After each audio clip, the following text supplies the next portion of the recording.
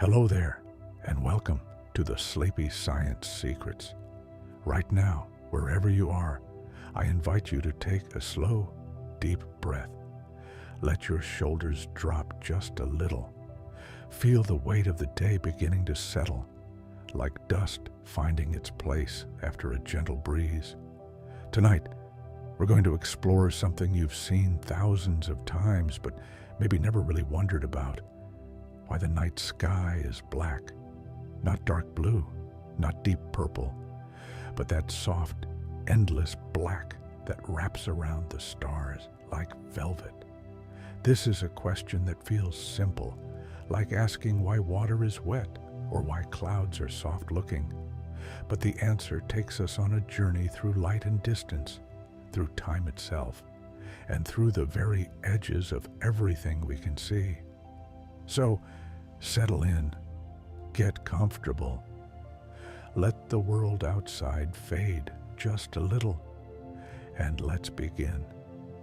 When you look up at the night sky, you're seeing darkness punctured by points of light. Each star is a sun, burning with the same kind of fire that warms your face on a summer afternoon. Our sun is just one of them, a perfectly ordinary star that happens to be close enough to light our days. And yet, when night comes and our sun dips below the horizon, the sky doesn't glow with the light of all those other suns. It stays black, quiet, vast. You might think this is obvious. Of course, the sky is dark at night. The sun is gone. But here's where it gets interesting, where the gentle mystery begins to unfold. If the universe is truly infinite, or even just unimaginably vast, and if it's filled with stars in every direction, then shouldn't every point in the sky eventually meet a star? Shouldn't the night sky be as bright as the surface of the sun itself, blazing with the combined light of billions upon billions of distant fires? This puzzle has a name.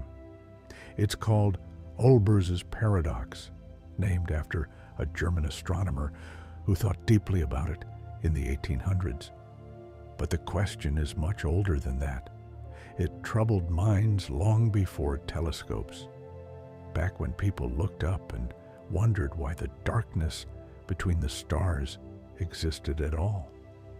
The answer, as we'll discover together, has to do with distance, with time, and with the fact that the universe itself is not still. It's moving, breathing, expanding like a slow exhalation that has been going on for billions of years. Let's start with light itself. Light is patient. It travels at a fixed speed, about 186,000 miles every second. That's fast enough to circle the Earth more than 7 times in a single heartbeat. And yet, in the scale of the universe, light is almost slow. It takes time to cross the distances between stars, between galaxies, between one edge of existence and another. When you look at a star, you're not seeing it as it is now. You're seeing it as it was when that light began its journey toward you. The nearest star to us after the sun is called Proxima Centauri. Its light takes a little over 4 years to reach your eyes. So when you see that star, you're looking 4 years into the past.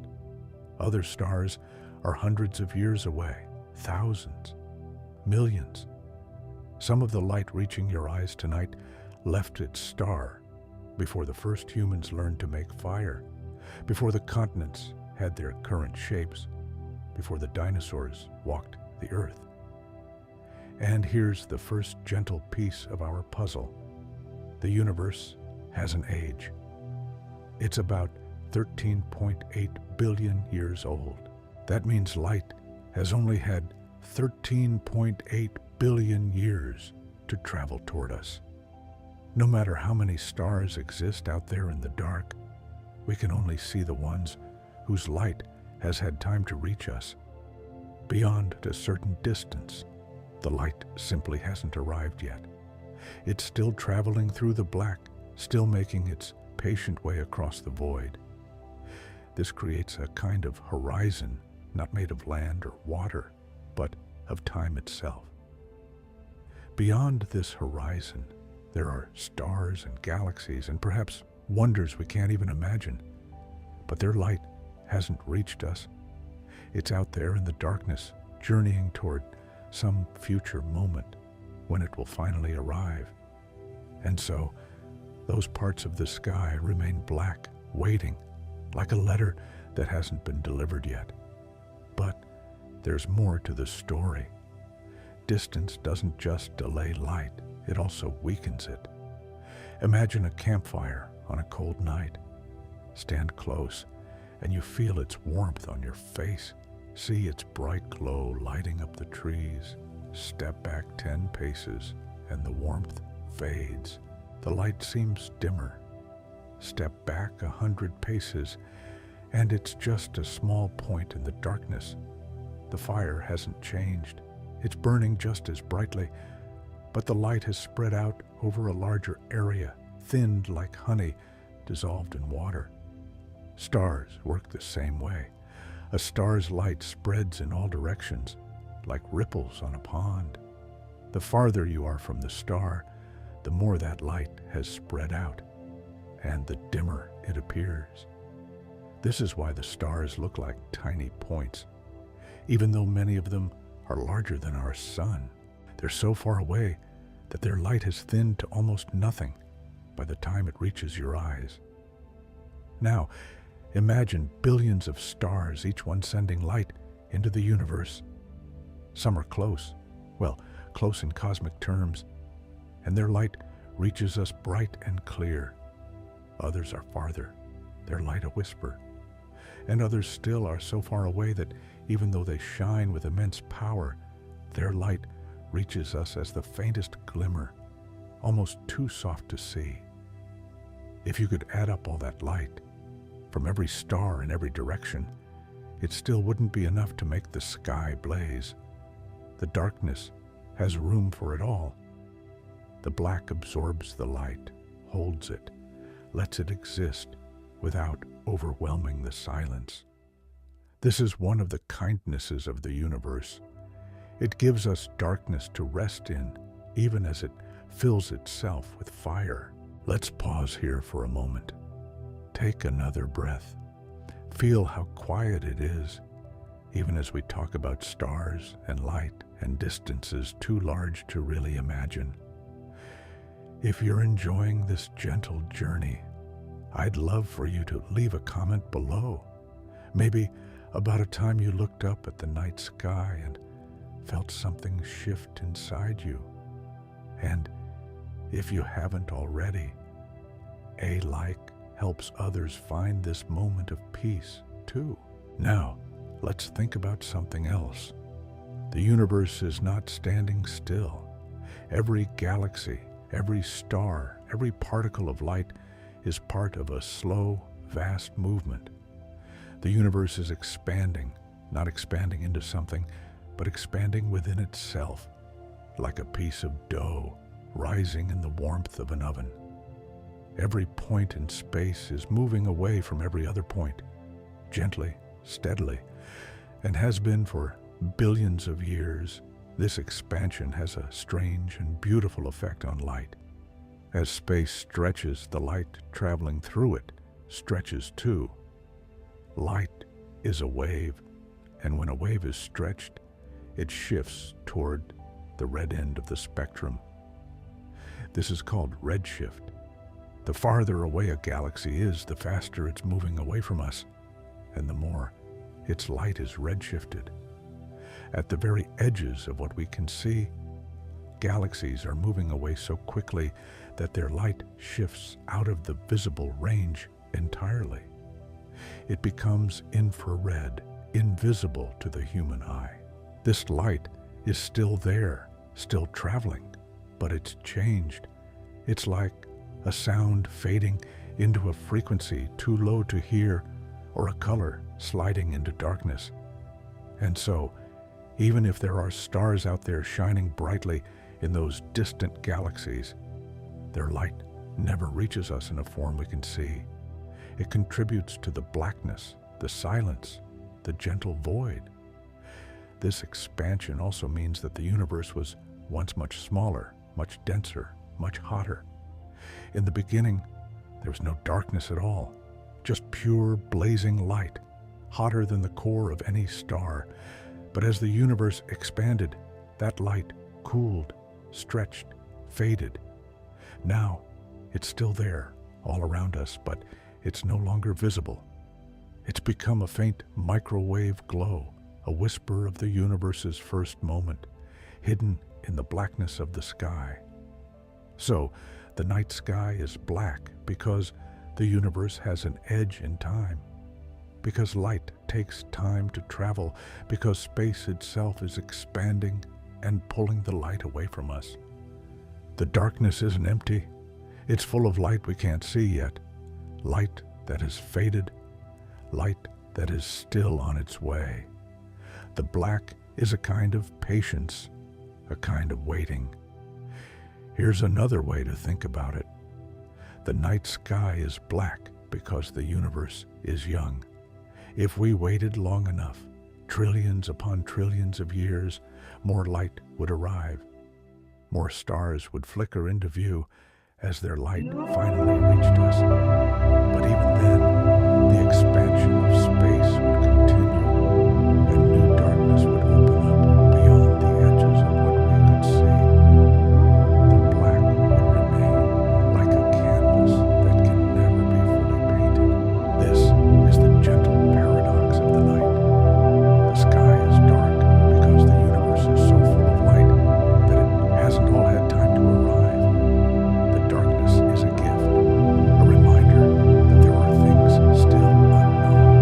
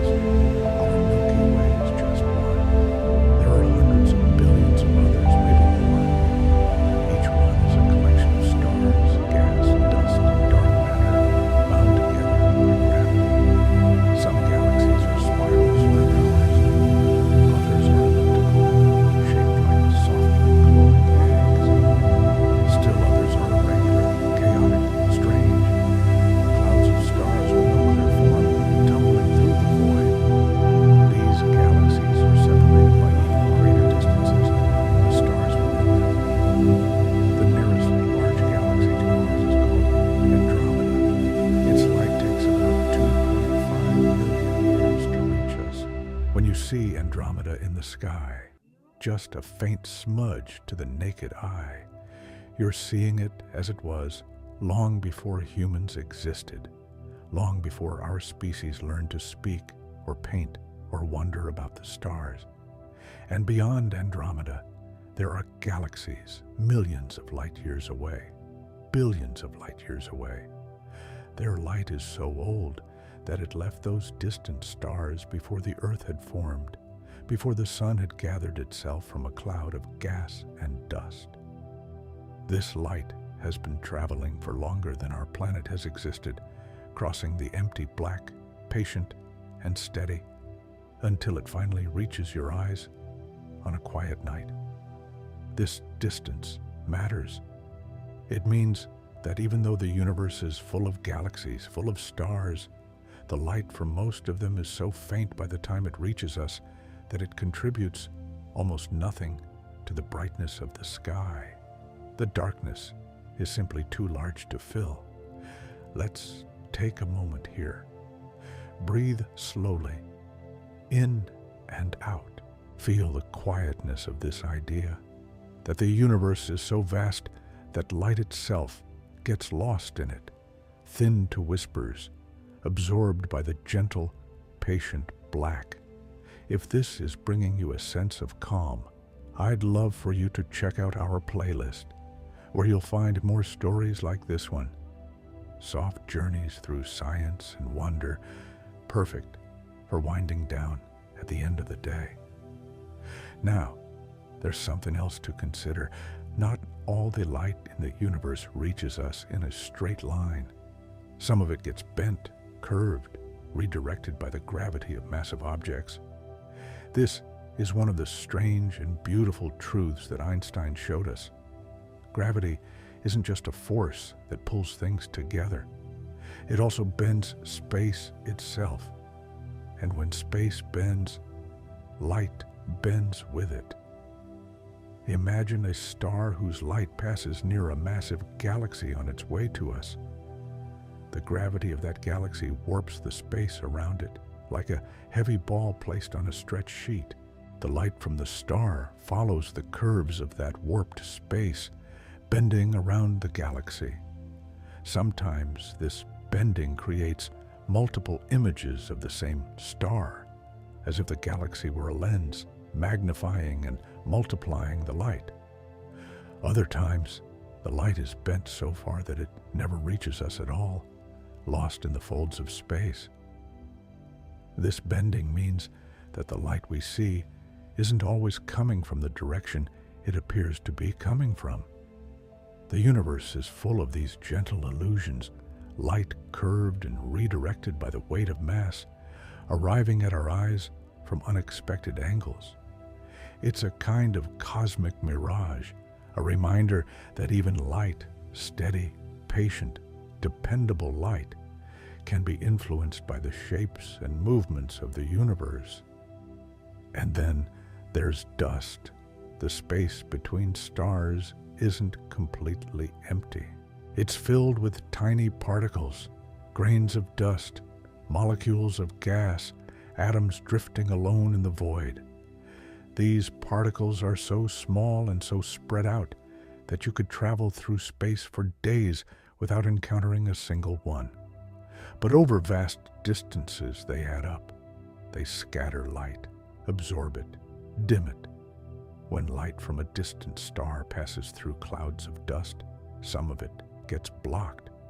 The blue light scatters more easily than the red, which is why distant stars often look redder than they really are. The dust absorbs some of the light entirely, turning it into heat, into motion, into the soft warmth of particles bumping into each other in the dark. This dust is part of why the sky stays black. It acts like a veil, softening the light from distant stars, absorbing some of it before it can reach us. The black is not just empty space. It's filled with these tiny, invisible grains, each one a fragment of an ancient star that exploded long ago, scattering its substance into the universe to drift and settle and eventually become part of something new. Here's a comforting thought. The dust that dims the light of distant stars is the same kind of dust that came together to form the earth, to form you. Every atom in your body was once part of a star, forged in the heat of nuclear fusion, scattered into space when that star died, drifting through the black for millions or billions of years before finding its way here. You are made of stardust, held together by the same forces that hold the galaxies in their slow, graceful dance. And so the darkness between the stars is not separate from you. It's part of the same story, the same slow process of creation and change. The black is the space where things happen, where light travels, where atoms drift and gather and form new worlds. It's not empty, it's full of potential, full of the quiet work of the universe. Let's think about the stars themselves for a moment. Not all stars shine with the same brightness. Some are small and cool, glowing with a dim, reddish light. These are called red dwarfs, and they're the most common type of star in the universe. They burn their fuel slowly, steadily, and can live for trillions of years, far longer than the current age of the universe. Other stars are massive and hot, blazing with blue-white light.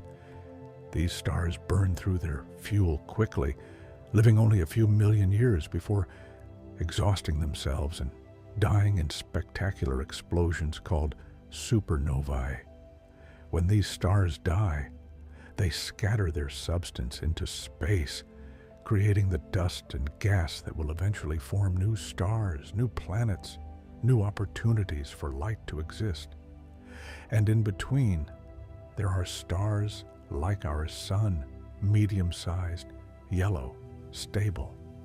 Our sun has been shining for about 4.6 billion years, and it will continue to shine for another 5 billion or so before it begins to change, swelling into a red giant and eventually fading into a cool, dense remnant called a white dwarf. Each of these stars contributes its own small share of light to the universe, but most of them are so far away that their light is just a faint glimmer, a single photon arriving every few seconds, easy to miss among the vastness of the black. The night sky is dark because the light is spread so thin, scattered across distances so large that even traveling at the speed of light, it takes billions of years to cross them. Here's another layer to the mystery. Not all the matter in the universe shines. In fact, most of it doesn't. There's something called dark matter, which makes up about 85% of all the matter in the universe. We can't see it directly because it doesn't emit light, doesn't reflect light, doesn't interact with light in any way we can detect. We only know it's there because of its gravitational effects, the way it pulls on galaxies, the way it shapes the large-scale structure of the universe. Dark matter is invisible, but its presence is felt everywhere. It's woven through galaxies like an invisible web, holding them together, guiding their motion. And because it doesn't shine, it contributes to the darkness of the night sky. The black is not just the absence of stars. It's also the presence of things we can't see, things that exist in a form beyond light. This is a humbling thought, and also a peaceful one. It reminds us that there's more to the universe than what we can see. The darkness holds mysteries, not as secrets to be feared, but as quiet truths waiting to be understood. The black is a kind of gentle reminder that we don't know everything, and that's okay. There's beauty in the unknown, in the spaces between the light.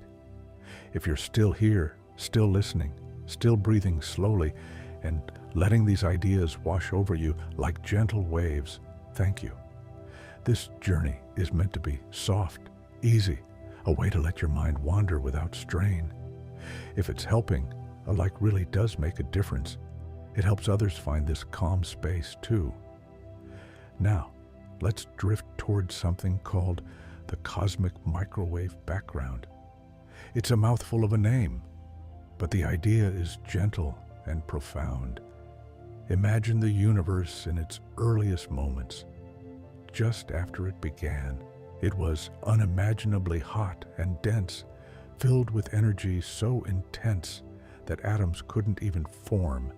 Everything was a glowing plasma, light and matter mixed together in a state of pure brilliance. As the universe expanded, it cooled. Eventually, it cooled enough for atoms to form, simple hydrogen and helium, the building blocks of stars. When this happened, light was suddenly free to travel. Before, it had been scattered and absorbed by the dense plasma. But now, with atoms formed and space opening up, light could move freely, streaming out in all directions. That light is still here. It's all around us right now as you sit or lie here reading these words. It's the oldest light in the universe, the afterglow of creation itself. But it's no longer visible. Over billions of years, the expansion of the universe has stretched it, redshifted it, until it's become a faint microwave glow, invisible to the eye but detectable with the right instruments. This cosmic microwave background fills the entire sky. It's everywhere, uniform and soft, like a warm blanket wrapped around the universe. But it doesn't light up the night sky because it's too faint, too stretched, too far removed from the visible spectrum. It's a kind of invisible brightness, a reminder that the darkness is never truly empty. It's filled with the echoes of the beginning. When scientists first discovered this microwave glow, it was almost by accident. They were trying to eliminate noise from a radio antenna and kept detecting a persistent hum, the same from every direction. At first, they thought it was interference, maybe pigeons nesting in the equipment, but the signal didn't go away. Eventually, they realized they were hearing the universe itself, the faint whisper of its birth, encoded in microwaves that had been traveling for nearly 14 billion years. This discovery changed everything. It confirmed that the universe had a beginning, that it was once much hotter and denser, that it has been expanding and cooling ever since. And it added another layer to the mystery of the night sky. Even the light from the very beginning of time has faded into darkness, stretched into invisibility, absorbed by the black. Let's think about temperature for a moment. We usually think of space as cold, and it is. About 2.7 degrees above absolute zero, the coldest temperature possible. This coldness is the current temperature of the cosmic microwave background, the cooled remnant of the universe's fiery birth. But cold doesn't mean empty. Cold doesn't mean dark in the sense of absent. It's a different kind of presence, a stillness, a quietness that holds everything gently. And here's something beautiful. The coldness of space is part of what allows stars to shine. Stars generate enormous amounts of heat through nuclear fusion, and that heat needs somewhere to go. In space, surrounded by the cold and the black, stars can radiate their energy outward, shining brightly against the darkness. If space were warm, if it were filled with light, stars wouldn't stand out. The black is what gives them contrast, what allows them to be seen. So the darkness isn't just a backdrop, it's an active participant in the story of light. It receives the light, holds it, allows it to travel, absorbs what doesn't reach us. The black is patient and kind in this way, never overwhelming the light, always giving it room to exist. Now, let's wander into the idea of infinity. Is the universe infinite? We don't know for sure. It might go on forever, stars and galaxies and black spaces stretching out without end. Or it might curve back on itself, like the surface of a sphere, finite but without edges. Either way, the scale is so vast that for us, here on Earth, looking up at the night sky, it might as well be infinite. If the universe truly is infinite, then there are an infinite number of stars. And yet, the night sky is still dark. This brings us back to Olbers's paradox. But now we can see the answer more clearly. Infinity doesn't matter if the light hasn't had time to reach us. Infinity doesn't matter if the universe is expanding and pulling the light away. The black remains gentle and vast, no matter how many stars are burning in the endless deep.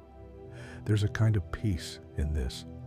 The universe can be infinite and still allow for darkness, still allow for quiet, still give us nights when we can look up and see the black between the stars and feel held by it, comforted by it. The darkness is a gift, a space for rest, a reminder that not everything needs to be seen or known or bright. Let's pause again. Take a slow breath. Let your eyes close if they want to. Feel the softness of this moment, the way these ideas are washing over you without demanding anything, just offering gentle thoughts to carry you towards sleep. If you'd like more of this, our playlist has other stories waiting for you, each one a soft journey through the wonders of the world. Here's another thought. The black of the night sky is also shaped by what's not there. Antimatter, for instance. For every particle of matter, every proton, every electron, there could have been a particle of antimatter. And when matter and antimatter meet, they annihilate each other in a burst of energy, leaving nothing behind but light. In the early universe, there was almost as much antimatter as matter, but not quite. There was a tiny imbalance, just one extra particle of matter for every billion pairs of matter and antimatter. Those billions of pairs annihilated each other, releasing light that has long since faded and stretched into invisibility. And the tiny bit of leftover matter, that's everything we see, every star, every planet, every atom in your body. If the balance had been perfect, if there had been exactly as much antimatter as matter, the universe would have annihilated itself, leaving only light and energy and no darkness at all. No stars, no planets, no quiet nights. The black of the night sky exists in part because of that ancient imbalance, that tiny excess that allowed matter to survive and form the universe we know. This makes the darkness feel even more precious. It's not just the absence of light. It's the result of deep, ancient processes, the outcome of the universe's earliest moments. The space that was left over after creation did its work. The black is a kind of inheritance, passed down through billions of years, waiting for you to look up and appreciate it. And what about the spaces between galaxies? These are called voids, and they're the largest empty regions in the universe. Some of them are hundreds of millions of light years across, vast bubbles of space with almost no galaxies, almost no stars, just the faint glow of the cosmic microwave background and the invisible presence of dark matter. These voids are the deepest blacks in the universe. If you could somehow stand in the middle of one, far from any galaxy, the night sky would be almost completely dark. No Milky Way, no neighboring galaxies, just a few faint smudges of light in the distance, and the endless, soft black stretching out in every direction. It would be the quietest place imaginable, the most peaceful, the most still. But even these voids are not truly empty. They're filled with dark energy, the mysterious force that's causing the universe to expand faster and faster. Dark energy doesn't emit light, doesn't clump together like matter, doesn't do anything we can directly observe except push space apart. It's the dominant force in the universe, making up about 68% of everything. And yet, it's invisible, intangible, known only by its effects. So, the darkness of the night sky is also the presence of dark energy, the gentle, invisible force that's shaping the future of the universe. It's pushing galaxies apart, stretching space, ensuring that the black will always remain, that new darkness will always open up beyond the edges of what we can see. This might sound lonely, but it's not. It's just the universe being what it is, vast, patient, full of mysteries that don't need to be solved right now, or maybe ever. The black is a companion, a constant, something you can rely on to be there when you look up, no matter where you are or what's happening in your life. Let's think about human perception for a moment. Our eyes are remarkable, but they have limits. They can only see a narrow range of the electromagnetic spectrum, the part we call visible light. But light comes in many forms: radio waves, microwaves, infrared, visible light, ultraviolet, X-rays, gamma rays. Each of these is light, just with different wavelengths, different energies. Most of the light in the universe is invisible to us. The cosmic microwave background is invisible. The infrared glow of cool dust clouds is invisible. The X-rays from violent events like black holes devouring stars are invisible. If we could see all these forms of light, the night sky would look very different, brighter in some ways, stranger in others, but still not blazing with continuous light. There would still be black spaces, still gaps, still darkness. This is because the darkness isn't just about what we can't see. It's about the nature of the universe itself, its age, its expansion, its vastness. No matter what wavelength you look at, the sky is mostly dark. The black is fundamental, woven into the fabric of everything. And here's a comforting thought. The darkness is the same for everyone. Whether you're in a city or the countryside, on a mountain or by the sea, in the northern hemisphere or the southern, the black of the night sky is waiting for you. It's one of the few experiences that's truly universal, shared by every human who has ever lived. Thousands of years ago, people looked up at the same black sky, saw the same stars scattered across it, felt the same sense of wonder and smallness and connection. The black connects us across time and space to everyone who has ever paused to look up and ask why. Let's drift now into the experience of seeing the night sky from different places on Earth.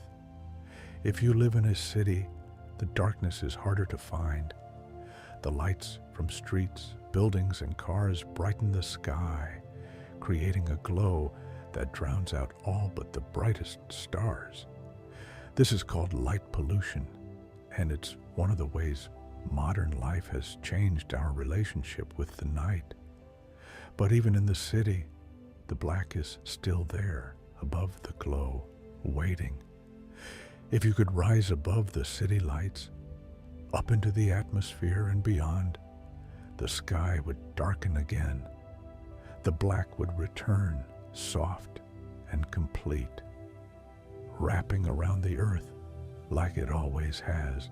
The light pollution is just a thin shell, a human addition that doesn't reach very far. Beyond it, the universe continues in its quiet, dark way. In places far from cities, the night sky reveals itself more fully. The stars multiply until they seem to touch each other, layer upon layer of light against the black. The Milky Way becomes visible, a cloudy river of stars flowing across the sky. You can see planets, brighter and steadier than the stars. You can see satellites, small points of light gliding slowly across the darkness, reflecting the sun, even though it's night for you.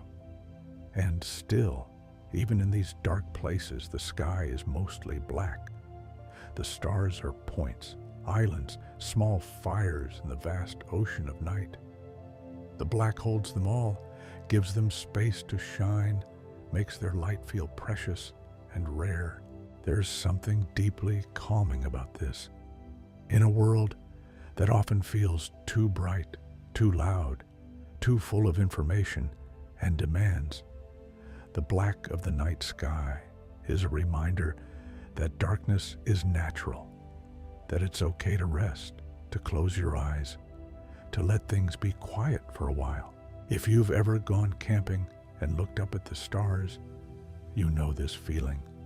The fire dies down, the conversation softens, and the darkness becomes a presence, not threatening, but gentle, almost welcoming.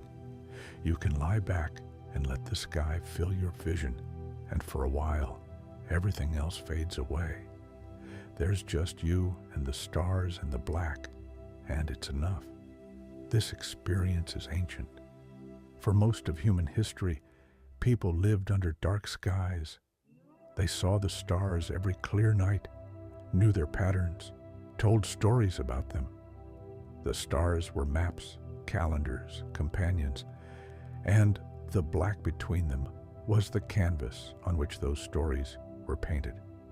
Now, many people have never seen a truly dark sky, but the darkness is still there, still waiting, still part of the universe's design. And even if you can't see it perfectly from where you are, you can know it's there, holding the stars, patient and soft, like it always has been. Let's think about the moon for a moment. The moon is bright, especially when it's full. It lights up the night, casting shadows, turning the world into a softer, silver version of itself. And yet, the moon doesn't make the sky any less black. It just adds another kind of light, another layer to the experience of night. The moon's light is reflected sunlight. The moon doesn't shine on its own. It's a mirror, catching the sun's light and bouncing it toward us. When you see the moon, you're seeing daylight, just delayed and softened, arriving at an angle from a surface 240,000 miles away. And here's something gentle. The moon's light is old by the time it reaches you. It takes about 1.3 seconds for light to travel from the moon to Earth. So when you look at the moon, you're seeing it as it was just over a second ago. Not much of a delay, but still. A small reminder that all light takes time to arrive. That everything you see is a message from the past. The black around the moon is just as deep as ever. The moon doesn't chase the darkness away, it just floats in it. A bright companion to the black, making the contrast even more beautiful. Now, let's wander into the idea of perspective. From Earth, the night sky looks like a dome, a ceiling painted with stars. But that's an illusion created by distance and human perception. In reality, there's no ceiling, no edge. The stars aren't all the same distance away. They're scattered through three-dimensional space, some close, some unimaginably far. If you could travel to another star, the sky would look different. The constellations would change, rearrange themselves into new patterns, the black would still be there, but the lights would be in different places, telling different stories. And from that distant star, if you look back toward the sun, it would just be another point of light among millions, indistinguishable from the rest. This shift in perspective is humbling and also freeing. It reminds us that there's no special place, no center, no fixed point from which the universe is supposed to be viewed. Every place is just a place, and the black surrounds them all equally, giving each one the same dark sky to wonder at. Here's a thought that might help you drift toward sleep. The black of the night sky is like the silence between notes in music. Without the silence, the notes would run together, lose their meaning. The silence gives the music shape, rhythm, room to breathe. The black does the same for the stars. It gives them space, makes each one visible, allows them to tell their individual stories against the vast, quiet background. And just like silence, the black is not empty. It's full of potential, full of things happening too quietly to notice. Atoms drifting, light traveling, gravity pulling gently on distant objects. The darkness is alive in its own subtle way, a presence rather than an absence. I'd like to take a moment to thank you for being here, for letting these thoughts accompany you. If you're finding peace in this, maybe leave a comment and let me know what you're feeling, or what part of the sky you like to look at. And if you haven't yet, consider subscribing. There are more gentle journeys like this waiting for you in our playlist. Now, let's turn our attention to black holes, those strange and fascinating objects that take darkness to its extreme.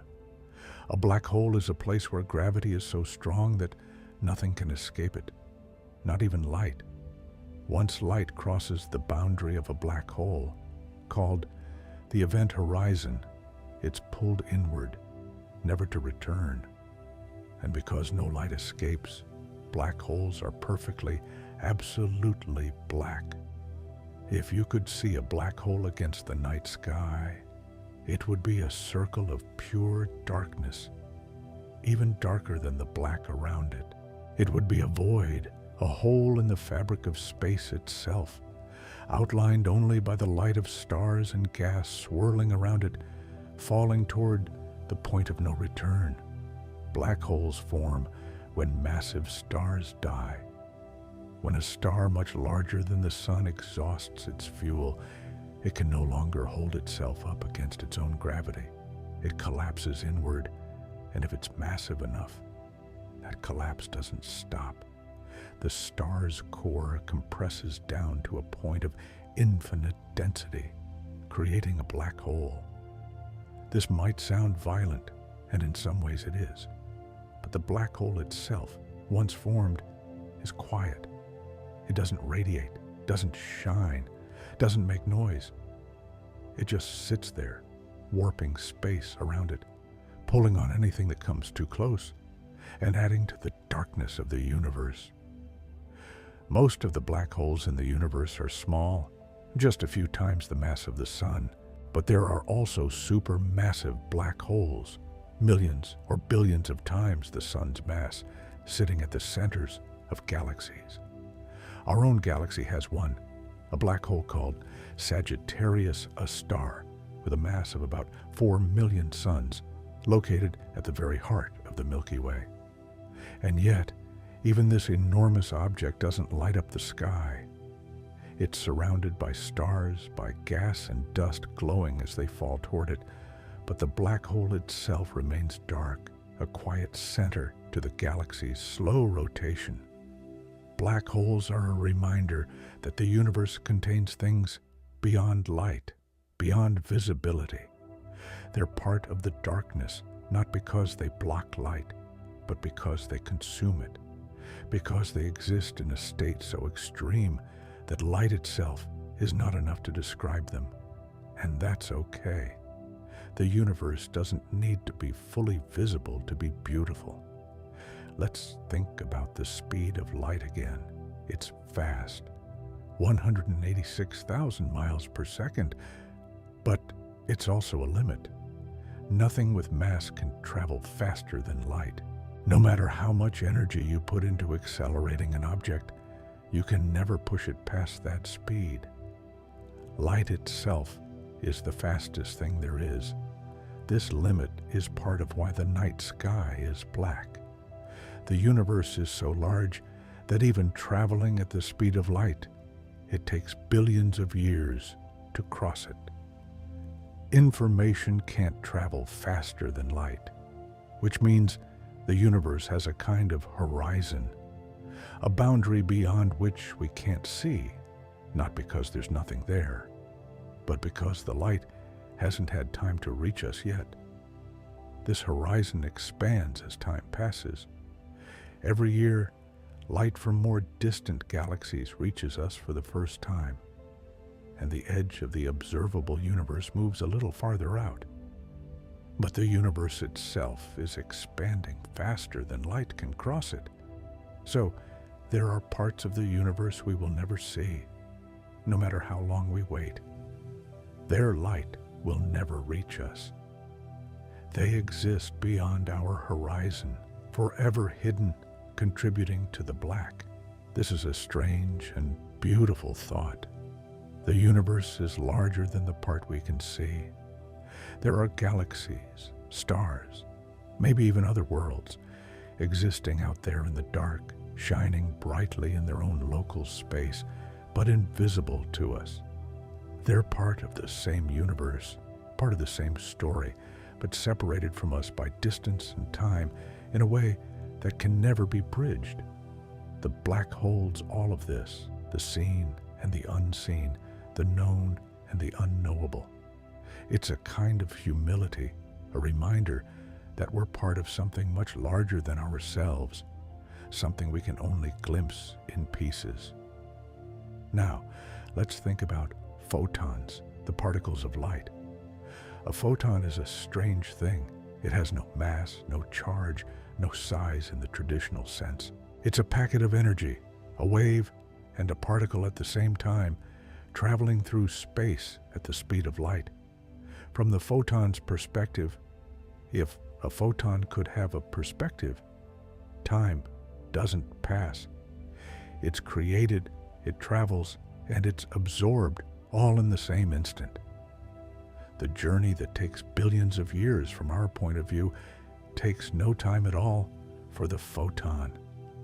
This is hard to wrap your mind around, and you don't have to. Just let it be a gentle mystery, something to wonder about. The photons reaching your eyes from distant stars have traveled for millions or billions of years, crossing the black of space, patient and unchanging, carrying a message from long ago. And when they reach your retina, they're absorbed, their energy transformed into a signal your brain interprets as light, as a star, as a point in the darkness. Every time you look at the night sky, you're catching photons, gathering light that has been traveling for longer than you've been alive, longer than your species has existed. It's a kind of time travel, a way of touching the distant past, all made possible by the black that let those photons cross the universe undisturbed. Here's another layer. Not all the stars you see are still there. Some of them have died, exploded, faded away, but their light is still traveling, still crossing the black, still reaching us. When you see a star, you don't know if it's still shining now, at this very moment. You only know that it was shining when the light you're seeing left it, however many years ago that was. This gives the night sky a dreamlike quality. It's a mixture of past and present, of things that are and things that were, all blended together in the black. The darkness holds all these different moments, all these different distances, and presents them to you as a single peaceful view. Let's pause here. Close your eyes for a moment if you'd like. Take a slow breath. Let the darkness behind your eyelids be a companion to the darkness of the night sky, a small echo of the vast, gentle black that surrounds the stars. If you're enjoying this slow drift through ideas, through the soft science of why the sky is dark, I'd love for you to like this video. It helps others find this calm space too. And check out our playlist for more stories like this. Gentle, soothing, full of wonder, without urgency. Now, let's think about the expansion of the universe again, but from a different angle. The universe is expanding, and it's doing so everywhere, all at once. Every point in space is moving away from every other point. This doesn't mean there's a center to the expansion, a place where it all started. It means that space itself is growing, stretching, like the surface of a balloon being inflated. This expansion is gentle, almost imperceptible on small scales. The space between you and the wall, between the earth and the moon, between the sun and the nearest star. These distances aren't growing in any noticeable way. Gravity holds things together on these scales, keeping galaxies intact, keeping solar systems stable. But on the largest scales, across the vast distances between galaxies, the expansion becomes significant.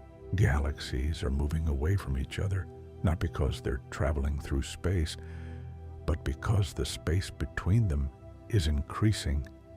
And as space expands, the light traveling through it expands too, stretching out, red-shifting, fading. This means that the most distant galaxies are moving away from us faster than the speed of light. Not because they're traveling faster than light, but because the space between us is expanding faster than light can cross it. This sounds impossible, but it's not. The speed of light is a limit for things moving through space, but space itself can expand at any rate. These distant galaxies will eventually move so far away that their light will never reach us again. They'll slip beyond our horizon, disappearing into the black, still there, but forever invisible. The universe is not just vast, it's becoming more vast, and the darkness is growing, opening up new spaces that will never be filled with light we can see. And yet, this doesn't feel sad.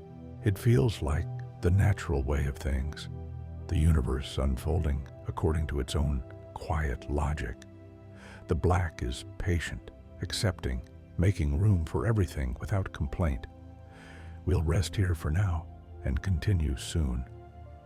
Let's wander now into the concept of deep time, the vast stretches of history that the universe has lived through. The universe is about 13.8 billion years old. That's a number so large it's hard to grasp, but let's try to feel it rather than understand it. Imagine 1 second as 1 year. On that scale, a human lifetime would be less than 2 minutes. All of recorded human history, everything from the first writing to now, would be about 10 minutes. The time since dinosaurs walked the earth would be about 2 hours. And the age of the universe? That would be more than 400 years. 4 centuries of seconds, each one representing a year of cosmic history. The black of the night sky has been there for all of it. It was there when the first stars formed, just a few 100 million years after the beginning. It was there when galaxies began to take shape, pulling together under gravity, lighting up small regions of the dark. It was there when our sun condensed from a cloud of gas and dust, when the earth cooled and oceans formed, when life began in those ancient seas. The darkness is older than anything you can see or touch. It's the canvas on which all of history has been painted, the space that has held every event, every moment, every tiny change that has led to this moment. To you, reading these words, breathing slowly, letting your mind drift through the gentle vastness of it all. Now, let's think about stars as they actually are. Enormous balls of gas held together by gravity, with nuclear fusion happening in their cores. The core of a star is unimaginably hot, millions of degrees, and under immense pressure. In these conditions, hydrogen atoms slam together hard enough to fuse into helium, releasing energy in the process. This energy works its way up through the star, taking thousands of years to travel from the core to the surface, and then it's released as light, streaming out into the black. Every photon of starlight carries a tiny bit of this energy, this heat, from the core of a distant sun. And when that photon reaches your eye, you feel a connection, however faint, to the heart of a star. The light is warm, even after traveling for years or centuries or millennia through the cold of space. The black doesn't absorb that warmth. It just lets it pass through, patient and still. Stars come in many colors, though most of them look white or pale blue to the naked eye. The color of a star depends on its temperature. Cool stars are red. Medium stars like the sun are yellow. Hot stars are white or blue. The hottest stars burn with a blue-white brilliance, fierce and short-lived. The coolest stars glow with a soft, reddish warmth that can last for trillions of years. And each of these stars, no matter its color or size or age, is surrounded by the same black. The darkness treats them all equally, gives them all the same space to shine, the same quiet backdrop against which to exist. Let's think about nebulae now. Clouds of gas and dust in space, some of them glowing, some of them dark. A nebula can be a place where stars are born, where gravity pulls the gas together until it's dense enough and hot enough to ignite fusion. Or a nebula can be the remnant of a star that has died, its outer layers blown off into space, creating a glowing shell around the fading core. These nebulae are beautiful, often photographed and shared, with colors, reds and blues and greens, added by filters and processing to show different elements and temperatures. But in visible light, to the naked eye, most nebulae are faint, just soft smudges against the black. They don't light up the sky. They're part of the quiet, part of the gentle process of creation and change that happens in the dark. One of the most famous nebulae is the Orion Nebula, visible to the naked eye as a fuzzy patch in the sword of the constellation Orion. It's a place where stars are being born, where the black is giving way to light, where new suns are beginning their long lives.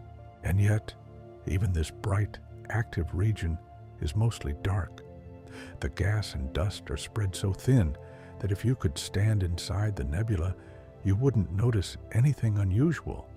You'd just see the black of space, maybe a bit hazier than usual, with a few bright stars scattered around. The darkness is fundamental, even in places where light is being created. It's not the opposite of light.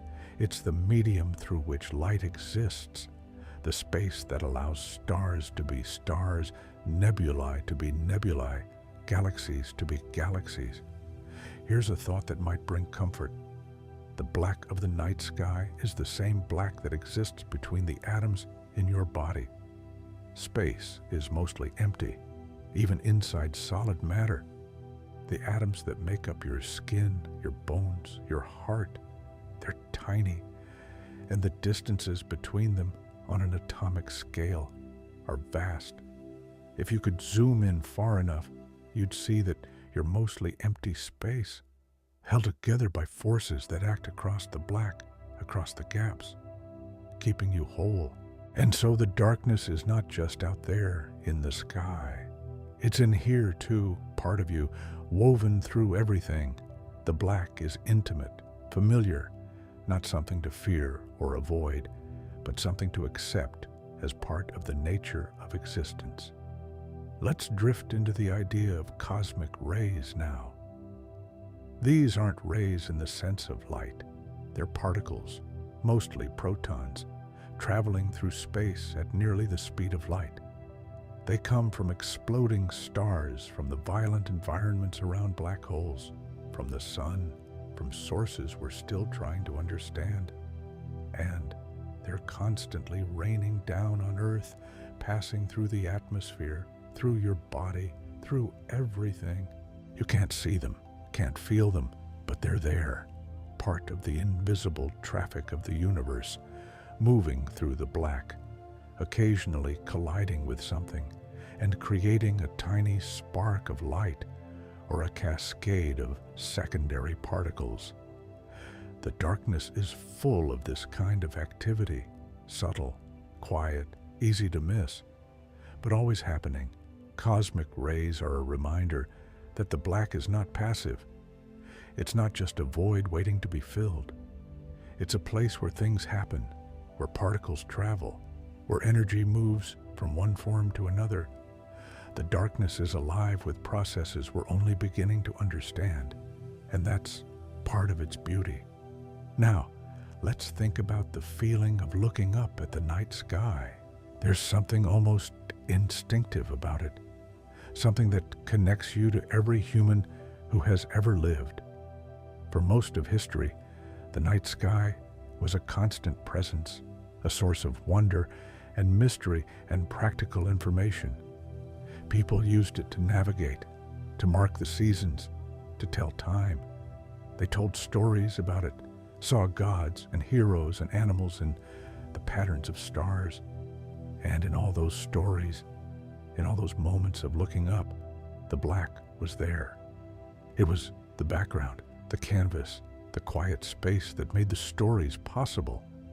The darkness was never the villain. It was just the natural state of night, the place where stars could shine and dreams could take shape. Even now, when we know so much more about the universe, when we've sent probes beyond the edge of the solar system and looked back at billions of years of history, the black still holds its mystery. We've answered some questions, but new ones have opened up. What is dark matter? What is dark energy? Are there other universes beyond our own? The darkness holds these mysteries gently, without urgency, letting us explore them at our own pace. If you're still with me, still breathing slowly, still letting these thoughts wash over you, thank you. This is a journey we're taking together through the soft science of the night sky, through the reasons why the black exists and what it means. If this is helping you find peace, a like would mean a lot, and so would checking out our playlist for more gentle stories like this one. Now, let's think about the stars in our own galaxy, the Milky Way. There are somewhere between 100 and 400 billion stars in the Milky Way. The exact number is hard to pin down because many stars are too faint to see, hidden in dense clouds of dust, or simply too far away. But even with hundreds of billions of stars, the galaxy is mostly empty space, mostly black. If you could see the Milky Way from outside, from far away, it would look like a spiral, a pinwheel of stars and gas rotating slowly around a bright center. The spiral arms are where most of the star formation happens, where gas clouds collapse and new stars ignite. But even in these active regions, the space between stars is vast, measured in light years, filled with the same patient black that fills the rest of the universe. Our sun is located about halfway out from the center of the galaxy, in a relatively quiet region between two spiral arms. We orbit the center of the galaxy at about 500,000 miles per hour, completing one full orbit every 230 million years or so. This is called a cosmic year, and in the time since the dinosaurs appeared, the sun has made less than one full orbit. The galaxy's rotation is slow, majestic, and the black moves with it, unchanging. From our position in the galaxy, when we look up at the Milky Way, we're looking edge-on into the disk, seeing the combined light of billions of stars too faint to distinguish individually. They blend together into a cloudy band, a river of light flowing across the sky. And yet, even within this band, there are dark patches, clouds of dust blocking the light from stars behind them, creating rifts and gaps in the glow. These dark patches are sometimes called dark nebulae, and they're places where the black is visible, not as empty space, but as matter, dust and gas that hasn't yet collapsed to form stars. They're the raw material of future stars, of future planets, of future possibilities, all resting quietly in the dark. One of the most famous dark nebulae is the coal sack, visible in the southern hemisphere, a dark blot against the bright background of the Milky Way.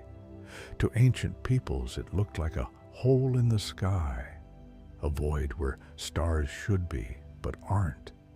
And in a way, they were right. It is a void, at least in terms of visible light, but it's also a presence, a cloud of matter, waiting for gravity to do its slow work. Let's think about gravity now, that gentle, patient force that shapes the universe. Gravity is what holds stars together, what keeps planets in orbit, what pulls gas clouds into new stars. It's a weak force in some ways, much weaker than the electromagnetic force or the strong nuclear force. But it acts over any distance, and it never stops. It's always there, always pulling, always shaping. And gravity is part of why the night sky is black. Without gravity, matter would spread out evenly through space, thinning to almost nothing, with no stars, no galaxies, no bright spots in the dark. Gravity gathers matter together, creates islands of density, allows light to exist by creating the conditions for fusion. And in doing so, it creates the contrast between light and dark, between the stars and the black. Gravity also bends light, as we talked about earlier, creating lenses and arcs and multiple images. This bending is a consequence of the way gravity warps space itself. Massive objects like galaxies create curves in space, like heavy balls on a stretched sheet, and light follows those curves. This is one of the predictions of Einstein's general relativity, and it's been confirmed by countless observations. When light bends around a massive object, it can create beautiful patterns. Arcs of light circling a distant galaxy, multiple images of the same quasar arranged in a cross or ring. These patterns are written in the black, temporary sculptures made of light and gravity, shifting slowly as the universe expands and objects move. Here's a thought to carry with you. The black of the night sky is patient. It has been here for billions of years and will be here for billions more. Stars will be born and die. Galaxies will merge and separate. The universe will expand and cool, and through it all, the darkness will remain. It's the constant, the background, the space that allows everything else to happen. And in a way, the black is kind. It doesn't demand anything.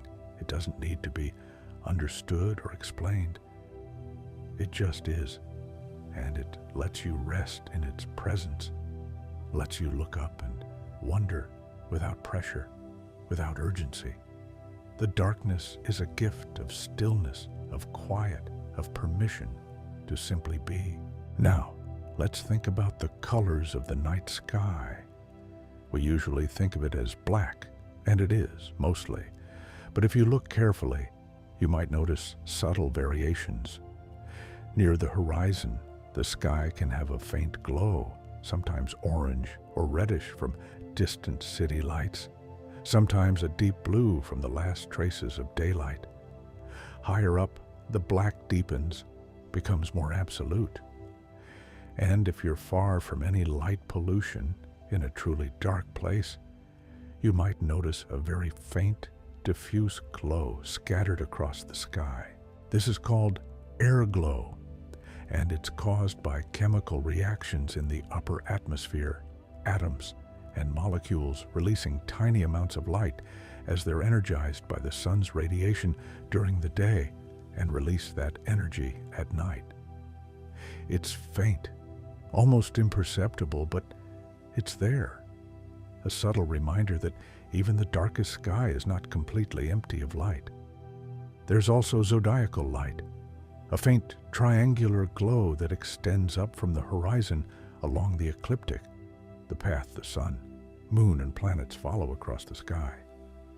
This light is sunlight reflected off dust particles in the plane of the solar system, a thin disk of debris left over from the formation of the planets. It's visible only in very dark skies, and it's a beautiful, subtle presence, a connection between the Earth and the larger structure of the solar system. And then there is the Gegenschein, an even fainter glow directly opposite the sun in the sky, visible only in the darkest places on Earth. It's also caused by sunlight reflecting off dust, this time from dust particles directly opposite the sun as seen from Earth. It's a rare sight, a gift for those who venture far from cities and look up with patient eyes. All of these subtle glows are part of the night sky, layers of faint light against the black.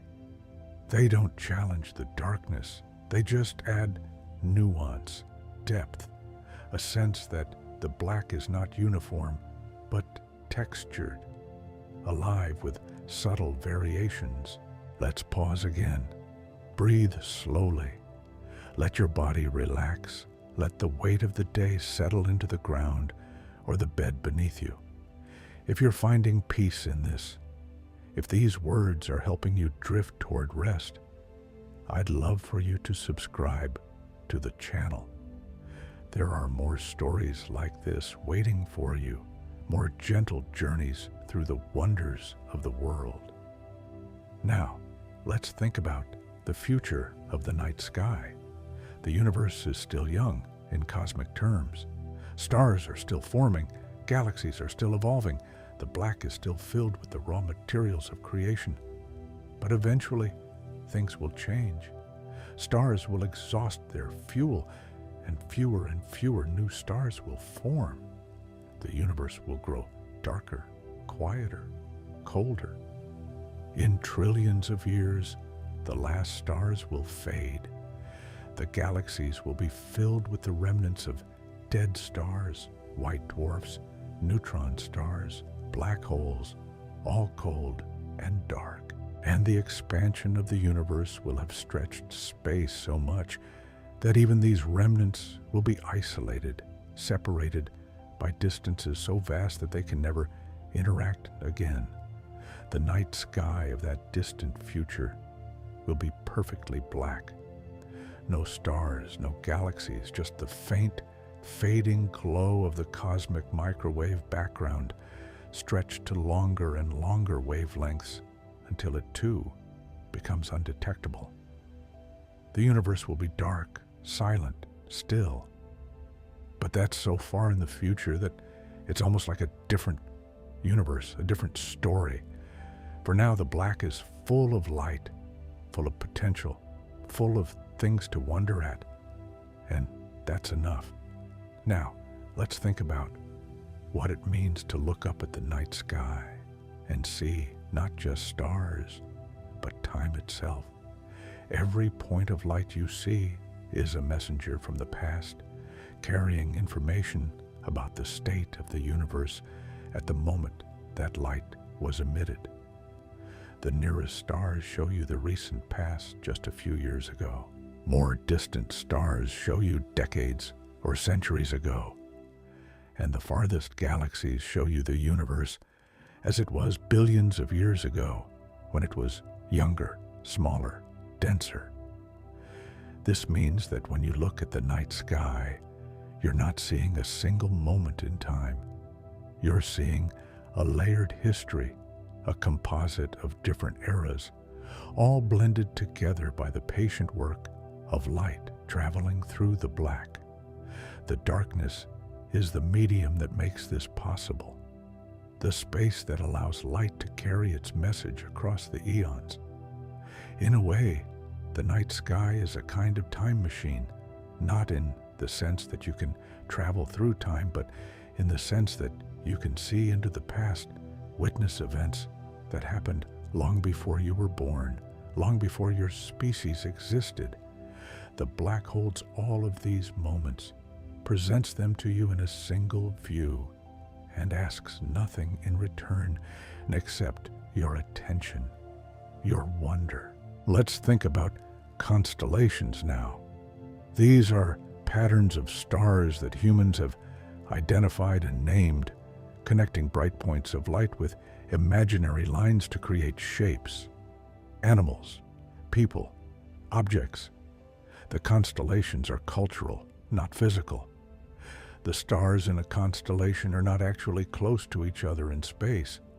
They just appear close from our point of view, projected onto the black dome of the sky. From a different planet, orbiting a different star, the constellations would look completely different. The familiar shapes would dissolve, and new patterns would emerge depending on the position of the observer and the distribution of nearby stars. The black would be the same, but the lights would be rearranged, telling different stories. And yet, the constellations are meaningful to us. They're part of our history, our mythology, our way of organizing the chaos of the night sky into something comprehensible. They're a human layer added to the black, a way of making the vastness feel a little more approachable, a little more friendly. The ancient Greeks saw heroes and monsters in the stars. The Aboriginal Australians saw the dark patches, the gaps between the stars, and found shapes there, an emu, a canoe, a river. Different cultures have looked at the same sky and seen different things, but all of them have used the black as the canvas on which to project their stories. This is part of the beauty of the night sky. It's both universal and personal. The black is the same for everyone, but what we see in it, what we make of it, is shaped by our culture, our history, our individual perspective.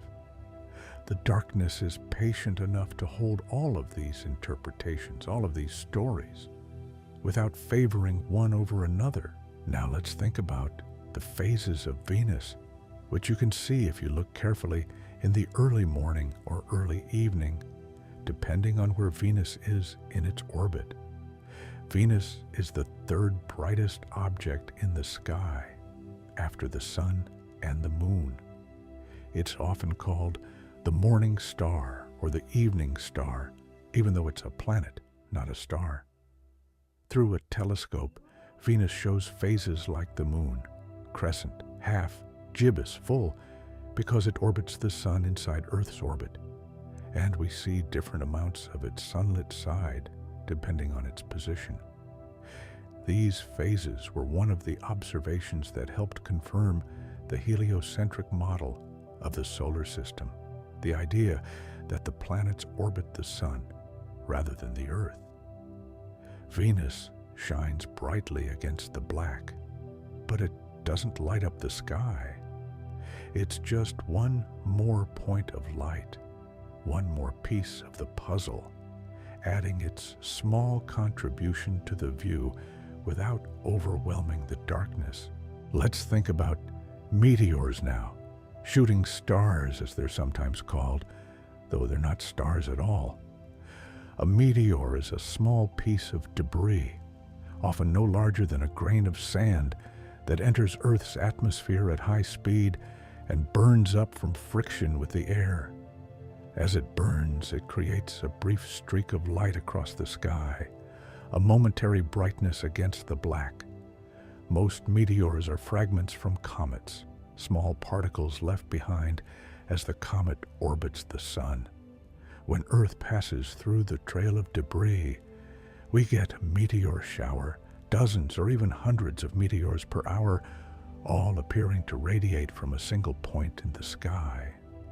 Watching a meteor shower is a peaceful experience. You lie on your back, looking up at the black, and wait. And then, without warning, a streak of light appears, silent and quick, and then it's gone. The black closes back over it, patient and undisturbed. And you wait for the next one and the next, each one a small surprise, a brief visitor in the night. The black makes the meteors visible. Without the darkness, you wouldn't see them. They'd be lost in the glare of the sun or the scattered light of the atmosphere. But against the black, they stand out, clear and bright. Little lives lived in an instant. Here's a comforting thought. The universe is not trying to hide from you. The black is not a barrier or a problem. It's just the natural state of space, the background against which everything else happens. And everything you can see, every star, every planet, every galaxy, is a gift, a piece of information that has traveled across the black to reach you. The darkness is generous in this way. It lets light pass through, lets it travel for billions of years if necessary, and then delivers it to your eyes, fresh and clear, as if it had just been created. The black is patient, kind, and quietly supportive of the light, giving it space to exist without interference. Now, let's wander into the idea of parallax, the way nearby stars seem to shift position slightly as Earth orbits the sun. If you hold your finger up in front of your face and look at it first with one eye, then the other, your finger seems to jump against the background. This is parallax, the change in perspective from viewing something from two different positions. The same thing happens with nearby stars. As Earth moves from one side of its orbit to the other, a distance of about 186 million miles, nearby stars shift slightly against the more distant background stars. By measuring this shift, astronomers can calculate the distance to the star. It's a beautiful piece of geometry, a way of using the black as a reference frame to measure the vastness of space. The black doesn't move. It's the constant, the fixed background against which all motion is measured. And this constancy is part of its value. It's reliable, unchanging, always there to provide contrast and perspective. If this journey is bringing you calm, if you're finding a gentle rhythm in these words, I'd love for you to like this video. It helps others find this space too. And if you haven't explored our playlist yet, there are more stories waiting there, each one designed to help you relax, to ease you towards sleep. Now, let's think about the way light interacts with matter on its journey through the black. Light can be absorbed, where matter takes in the light's energy and converts it to heat or other forms of energy. It can be reflected, where light bounces off a surface without being absorbed. And it can be scattered, where light is redirected in many directions by small particles or irregularities in the medium it's passing through. All of these interactions happen in space. The dust clouds we talked about earlier absorb and scatter light, dimming stars and adding a reddish tint to their glow. Gas clouds can absorb specific wavelengths of light, creating dark lines in the spectrum of a star, a kind of barcode that tells us what elements the gas is made of. And yet, most of space is empty enough that light passes through undisturbed. The black lets light travel freely, billions of light years without significant interference. This is what allows us to see distant galaxies, to receive light from the early universe, to piece together the history of everything from the patterns of light that reach us. The black is transparent in this way, not blocking or hiding, but allowing, facilitating, making the flow of information possible. It's a quiet, essential presence, the medium through which the universe communicates with itself. Let's think about neutrinos now. These are tiny particles, almost massless, that barely interact with matter at all. They're produced in nuclear reactions, like the ones happening in the core of the sun. Every second, trillions of neutrinos from the sun pass through your body, through the earth, through everything, almost as if matter didn't exist. Neutrinos travel at nearly the speed of light, and they carry information about the core of the sun, information that light can't carry because it takes so long for light to work its way up from the core to the surface. By detecting neutrinos, scientists can peer into the heart of the sun, into the very center where fusion is happening. And neutrinos are everywhere in the black, streaming out from stars, from supernovae, from the Big Bang itself. They're invisible, undetectable to the naked eye, but they're part of the traffic of the universe, part of the invisible activity that fills the darkness. The black is full of things you can't see: neutrinos, cosmic rays, dark matter, dark energy, gravitational waves rippling through space like silent, invisible vibrations. The darkness is not empty. It's rich with phenomena, with processes, with the ongoing work of the universe. And that's okay. You don't need to see everything, understand everything, know everything. The black holds mysteries, and that's part of its beauty. It's a reminder that there's always more to discover, always something new to wonder about, always a reason to keep looking up. Now, let's think about the different ways people have tried to understand the night sky throughout history. Ancient astronomers tracked the motion of the planets, the cycles of the moon, the slow shift of the constellations through the seasons. They built monuments aligned with the rising and setting of the sun, created calendars based on the sky, used the stars to navigate across oceans and deserts. All of this was done without telescopes, without cameras, without any of the tools we take for granted today. It was just people in the sky, people in the black, looking up and trying to make sense of what they saw. And they succeeded in remarkable ways, creating accurate calendars, predicting eclipses, charting the heavens with care and precision. The black was their laboratory, their classroom, their inspiration. It was free, available to everyone, endlessly fascinating. And it still is. You don't need special equipment to appreciate the night sky. You just need a clear night, a dark place, and the willingness to look up and let your mind wander. In more recent centuries, as telescopes improved and our understanding of physics deepened, the black revealed more of its secrets. We discovered that stars are other suns, that galaxies are vast collections of stars, that the universe is expanding. Each new discovery was a gift from the black, a piece of knowledge waiting to be uncovered. And each discovery also revealed how much we still don't know. The more we learn, the more questions open up. What is dark matter made of? What is dark energy? Are there other universes? Is our understanding of physics complete?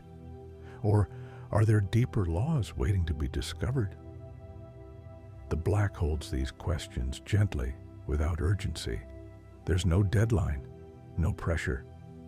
The universe will still be here tomorrow, and the next day, and for billions of years to come.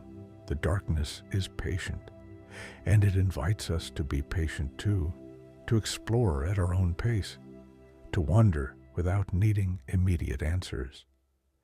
Here's a thought that might help you drift towards sleep.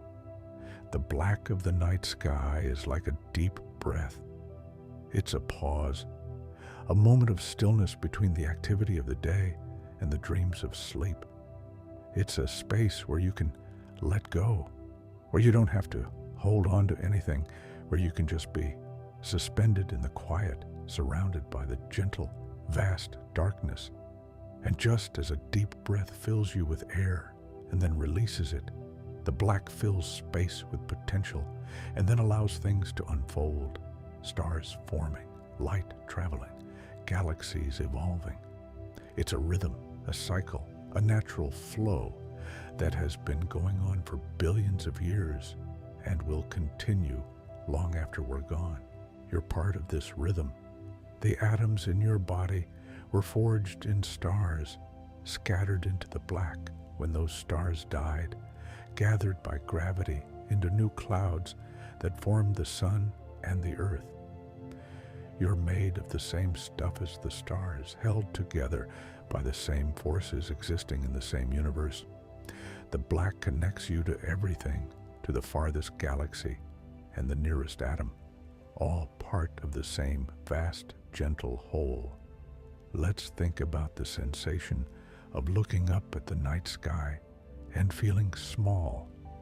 This is a common experience, and it's not a bad thing.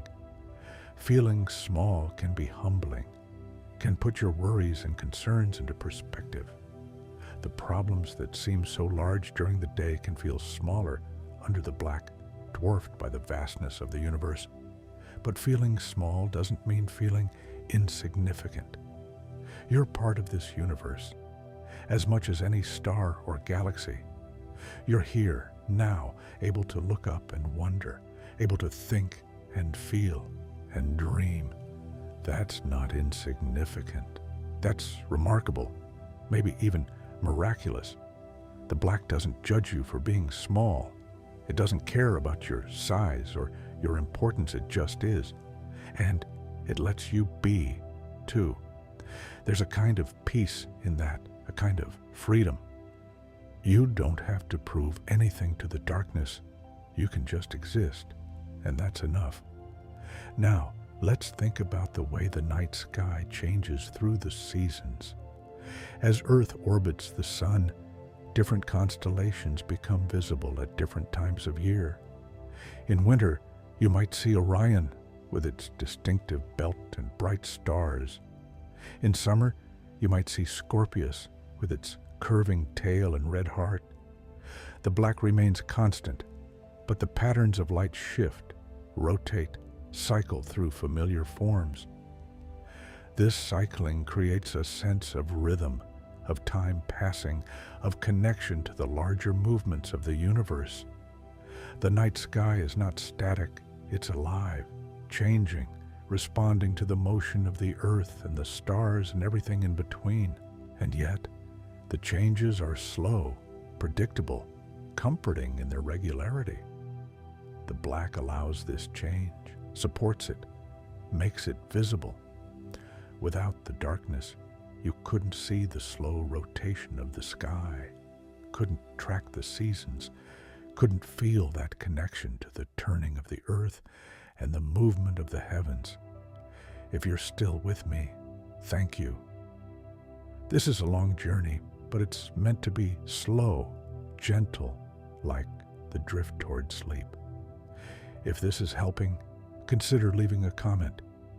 Maybe about a time you felt connected to the night sky, or a star you remember seeing. And if you enjoy this kind of content, our playlist has more stories waiting for you. Now, let's drift into the idea of scale, the way the universe contains structures of vastly different sizes, all existing in the same black. At the smallest scale, there are atoms, particles too small to see, even with the most powerful microscopes. At the largest scale, there are superclusters of galaxies, structures billions of light years across, containing thousands of galaxies. And in between, there's everything else: molecules, cells, organisms, planets, stars, galaxies. Each level of scale has its own patterns, its own laws, its own beauty. And the black is present at every level, the space that separates things, the background against which structure emerges. On the atomic scale, the black is the space between the nucleus of an atom and its electrons, a space that's mostly empty, but filled with electromagnetic fields. On the planetary scale, it's the space between worlds, the vacuum that spacecraft cross on their way to other planets. On the galactic scale, it's the vast distances between stars, the quiet voids where light travels for years without encountering anything. And on the largest scale, it's the space between galaxy clusters, the great voids that stretch for hundreds of millions of light years, almost empty of matter, just the faint glow of the cosmic microwave background and the invisible presence of dark energy. The black connects all these scales, makes them part of the same universe. It's the common thread, the shared medium, the space that allows everything to exist without crowding, without interference. And this is part of why the black feels so essential, so fundamental. It's not just the background, it's the framework, the stage on which the universe performs its slow, intricate dance. Let's think about the way light can be bent by the atmosphere, creating phenomena like twinkling stars and colorful sunrises and sunsets. When starlight enters Earth's atmosphere, it passes through layers of air with different temperatures and densities. These layers bend the light slightly, causing the star's position to shift back and forth, making it appear to twinkle. This twinkling is charming, but it's also a reminder that the black is not completely empty between us and the stars. There's our atmosphere, a thin shell of gas held by gravity, refracting and scattering light, adding its own layer to the experience of looking up. Planets don't twinkle as much as stars because they're closer, and they appear as tiny disks rather than points. The light from different parts of the disk averages out, smoothing the twinkling effect. This is one way to tell a planet from a star. Planets shine steadily, stars twinkle. The black allows both to exist, both to be visible, both to contribute to the richness of the night sky. It's impartial, generous, making room for everything without preference. Now, let's think about auroras, those beautiful curtains of light that appear near the poles when charged particles from the sun interact with Earth's magnetic field and atmosphere. The particles follow the magnetic field lines down toward the poles, where they collide with atoms in the atmosphere, exciting them and causing them to emit light, green, red, blue, pink, depending on the altitude and the type of atom involved. Auroras are a kind of bridge between the sun and the earth, a visible connection between two bodies separated by 93 million miles of black. The black allows the charged particles to travel, doesn't interfere with their journey, and then the atmosphere transforms their energy into light, into beauty, into one of the most stunning displays in nature.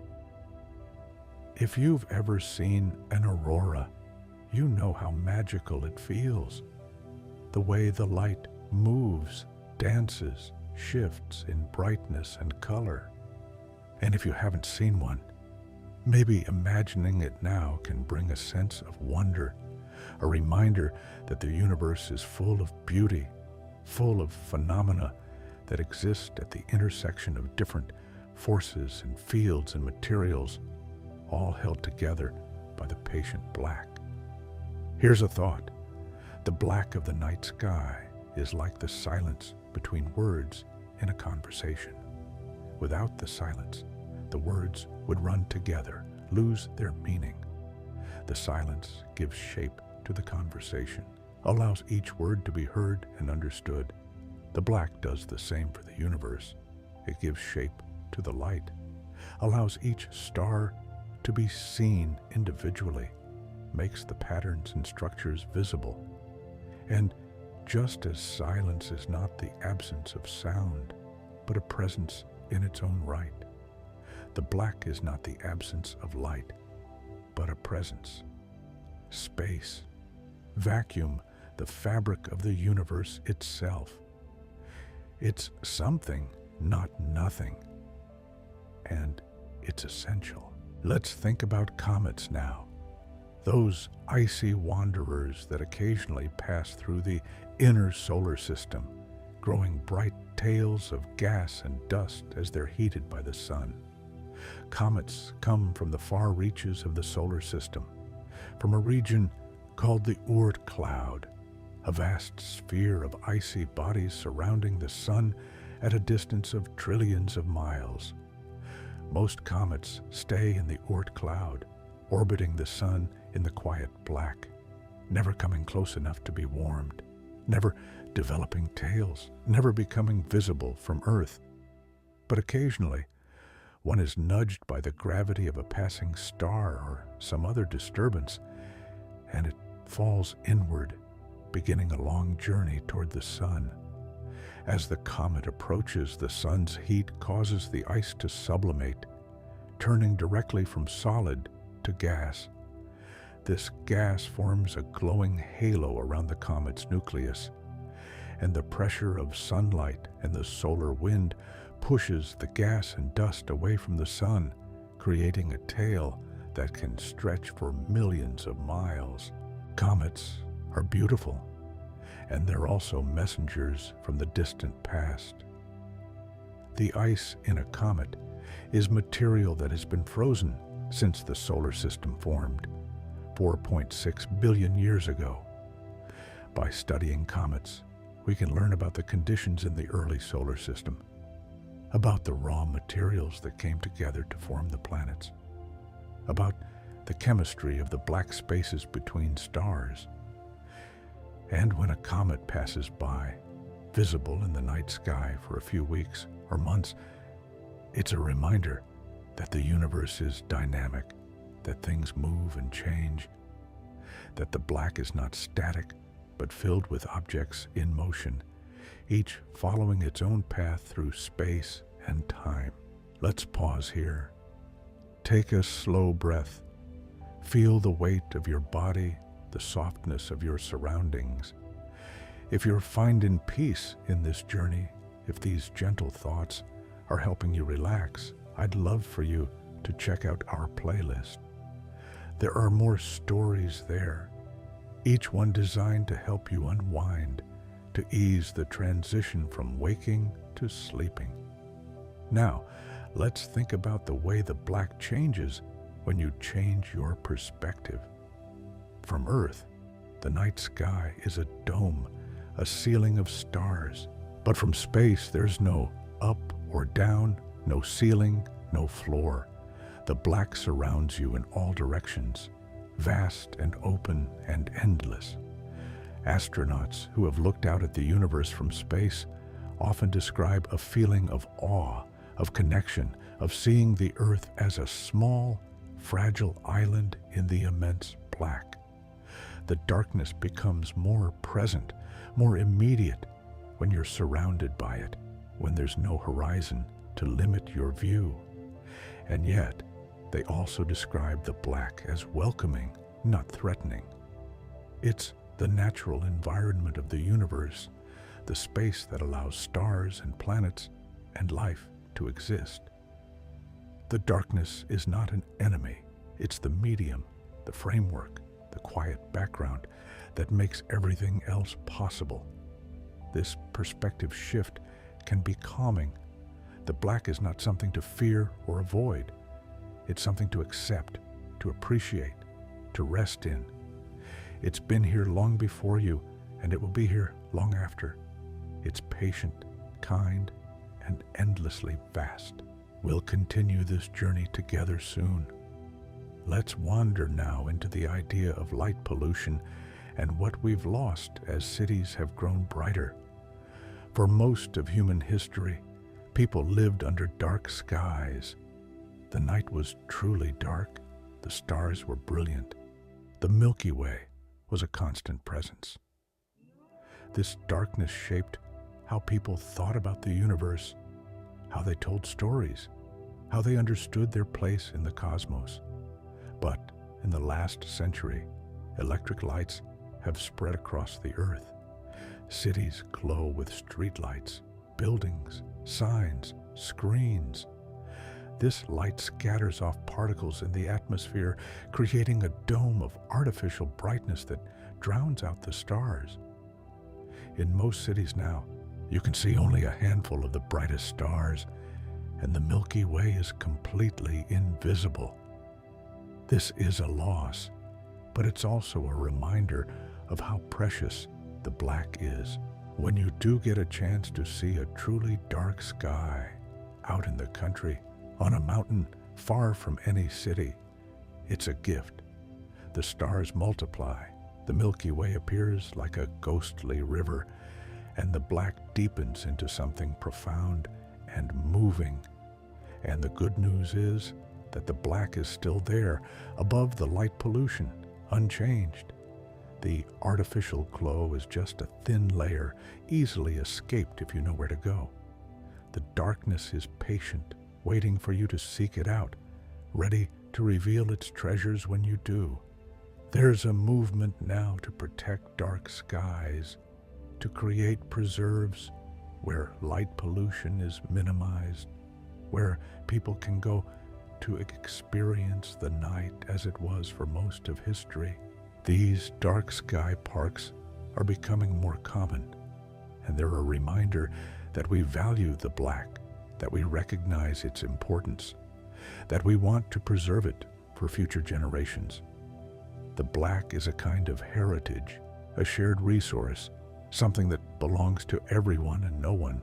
It's free, accessible, endlessly giving, and it asks only that we take the time to look up, to appreciate it, to let it work its quiet magic on our minds and hearts. Now, let's think about the way different animals perceive the night sky. Many nocturnal animals have eyes adapted to see in low light, with large pupils and special structures that enhance their sensitivity. They might see the stars more clearly than we do, or in different ways, responding to wavelengths we can't detect. Birds that migrate at night use the stars for navigation, recognizing patterns and using them to orient themselves on their long journeys. They see the black and the stars as a map, a guide, a reliable source of information that has worked for millions of years. And insects, too, use light from the moon and stars for navigation. Moths, for instance, fly in a straight line by keeping a constant angle to the moon, but artificial lights confuse them, drawing them in and disrupting their natural behavior. The black, when it's pure and unpolluted, supports these creatures, allows them to live their lives in harmony with the night. This is another reason to value the darkness, not just for ourselves, but for all the other forms of life that depend on it. The black is part of the ecosystem, part of the natural rhythms that have evolved over billions of years. Preserving it is a way of honoring that history, that interconnectedness. Let's think about the way the black affects our own biology. Humans evolved under dark skies, with day and night clearly separated.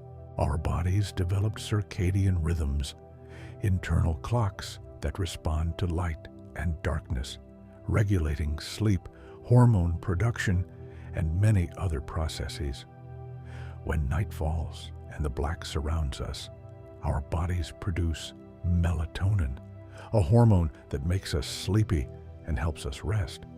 The darkness is a signal, a cue that it's time to slow down, to let go of the day's activities, to turn inward. But modern life, with its artificial lights and screens, disrupts this natural rhythm.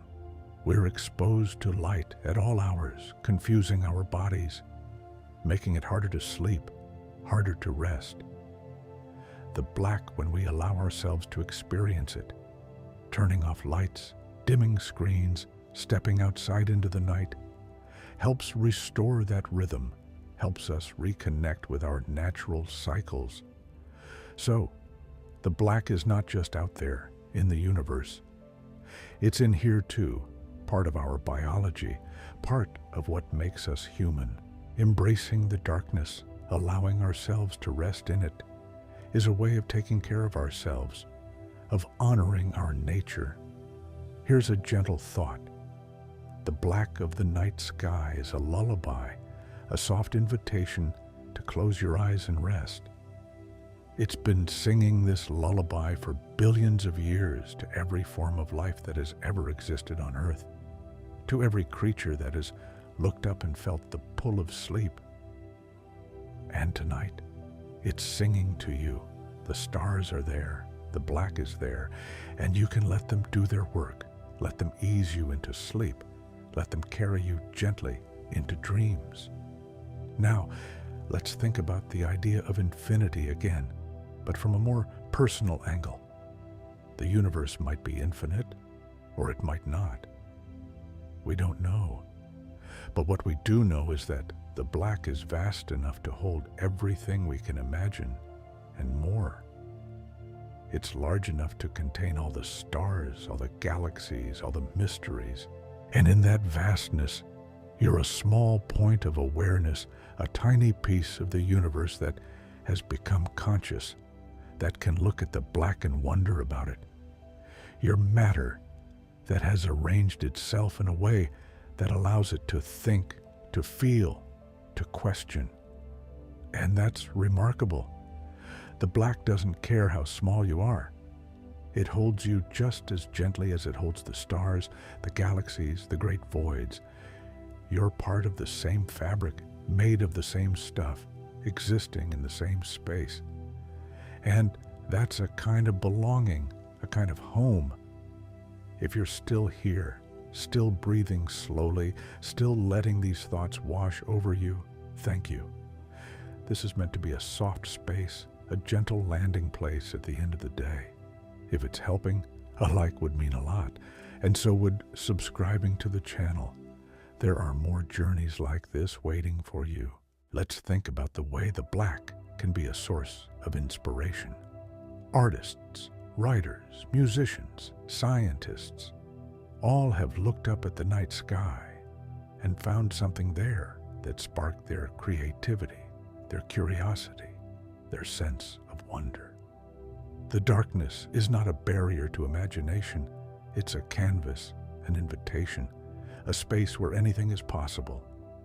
In the black, you can imagine other worlds, other forms of life, other ways of being. You can project your hopes, your fears, your dreams onto the vast expanse and see what comes back.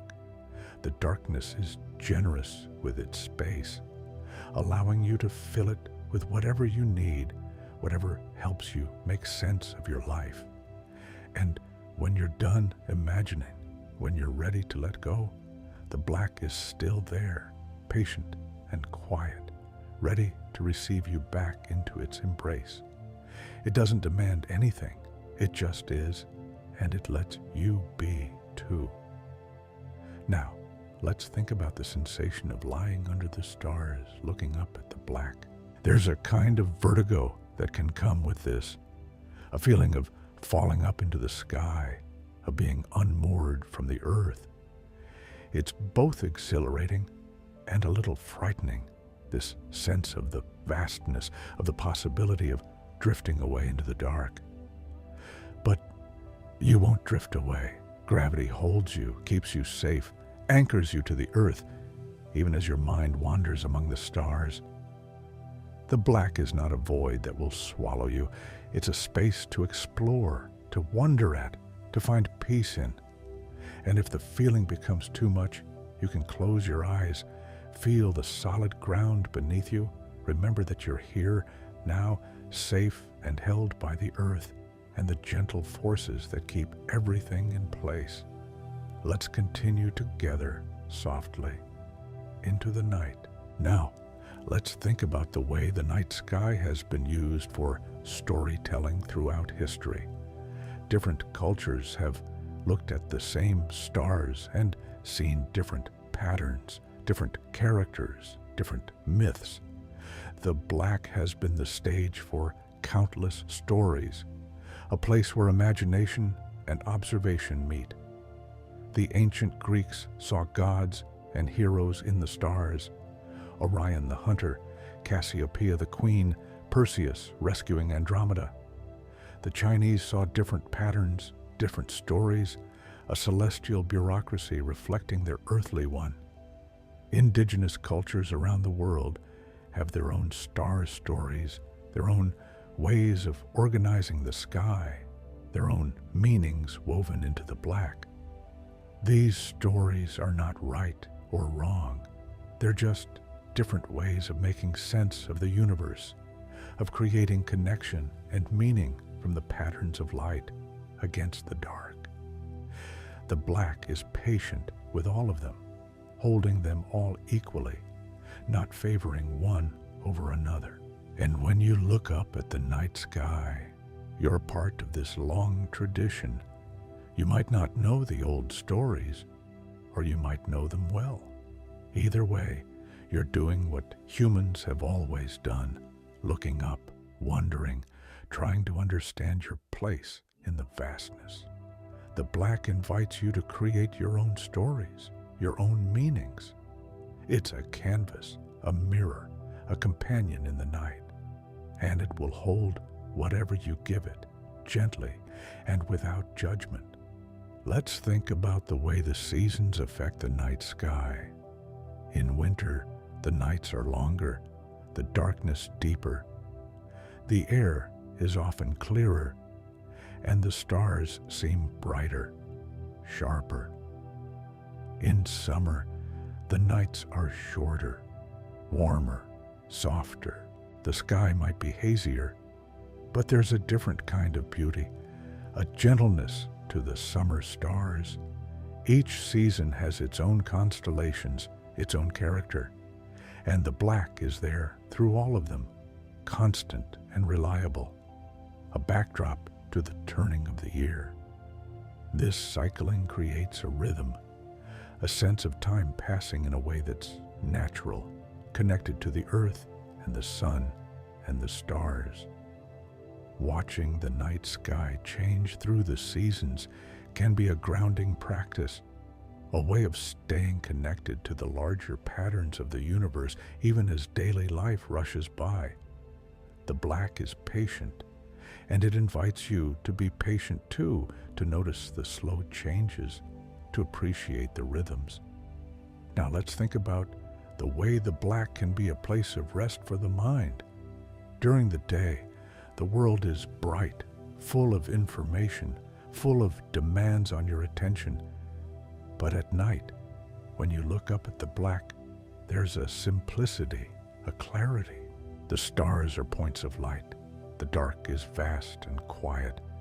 And there's nothing you need to do, nothing you need to figure out.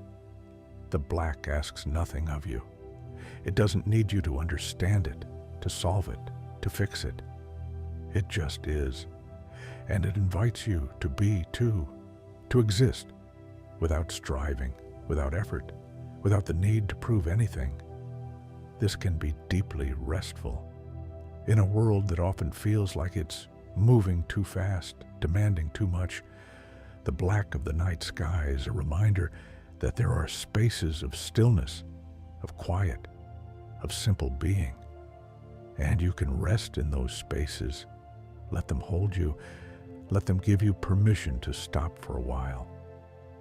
Here's a thought that might help you drift towards sleep. The black is like a soft blanket wrapping around the universe, holding it gently, keeping it safe. And you're part of what it's holding, part of what it's protecting. The darkness is not a threat. It's a comfort, a presence that has always been here and always will be. Let's think about the way the black can change your perspective on problems. When you're in the middle of a difficulty, it can feel overwhelming, all-consuming. But if you step outside, look up at the night sky, let your eyes adjust to the dark and see the stars scattered across the black, the problem can shift. It's still there, but it's smaller, more manageable, just one thing in a vast universe of things. The black doesn't solve your problems, but it gives you perspective, reminds you that you're part of something larger, that there are forces and patterns beyond your immediate concerns. And sometimes that's enough to ease the pressure, to let you breathe a little easier. If you're finding peace in this journey, if these words are helping you let go of the day, I'd love for you to leave a comment, maybe about what you see when you look up at the night sky, or what the darkness means to you. And our playlist has more stories like this, more gentle explorations waiting for you. Now, let's think about the way sound and silence relate to light and darkness. During the day, the world is often loud. Traffic, voices, machines, all the sounds of human activity. But at night, especially in quiet places, the world becomes silent, or nearly so. The darkness and the silence go together, creating a space that feels different, softer, more intimate. And just as the black of the night sky holds the stars, the silence holds small sounds, the rustle of leaves, the chirp of crickets, the distant call of an owl. These sounds stand out against the silence, just like stars stand out against the black. They're not drowned out, not lost. They have room to exist, to be heard. This parallel between darkness and silence is comforting. Both are spaces where subtle things can be noticed, where the quiet and the dim can have their moment. Both invite you to slow down, to pay attention, to notice what's easy to miss in the brightness and noise of the day. Let's think about the way the black can be a place of mystery, of the unknown. There are things out there in the darkness that we haven't discovered yet, phenomena we haven't explained, questions we haven't thought to ask. And that's okay. The universe doesn't reveal everything at once. It holds its mysteries gently, waiting for us to be ready to develop the tools and the understanding to uncover them. The black is patient with our ignorance, our confusion, our slow progress. It doesn't rush us, doesn't judge us. It just waits, holding the answers, ready to reveal them when the time is right. And in the meantime, the mystery itself can be beautiful. Not knowing everything, not having all the answers, leaves room for wonder, for imagination, for the joy of discovery. The black is richer for its mysteries, more interesting, more inviting. Here's a gentle thought. The black of the night sky is like the pause between heartbeats, the moment of rest before the next contraction. It's essential, life-giving, part of the rhythm that keeps everything going. Without the pause, there would be no heartbeat. Without the black, there would be no stars. So rest in the black. Let it hold you. Let it be the pause you need, the moment of stillness before you continue on. The darkness is not an interruption. It's part of the pattern, part of the flow, part of what makes life possible. Now, let's think about the way the black can be a source of comfort in times of loss or grief. When someone you love is gone, the world can feel too bright, too loud, too present. But the night sky, with its black and its stars, can be a gentler place, a space where you can be alone with your thoughts, with your memories, with your sorrow. The stars are constant, reliable, always there. They've been shining for millions or billions of years, and they'll continue to shine long after you're gone. There's a kind of comfort in that constancy, a reminder that life goes on, that the universe continues, that there's a pattern larger than any individual loss.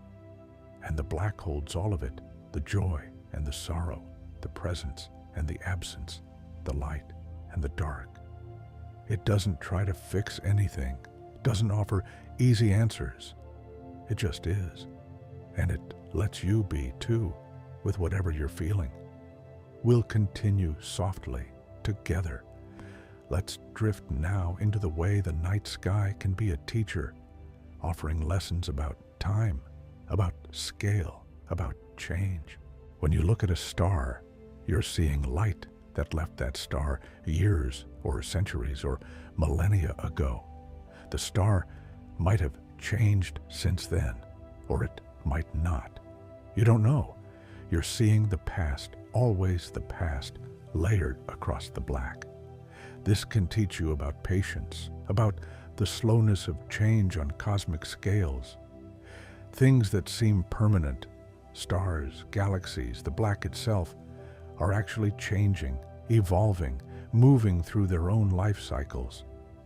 But the changes are so slow that they're invisible to a human lifetime, or even to many lifetimes. This slowness can be calming.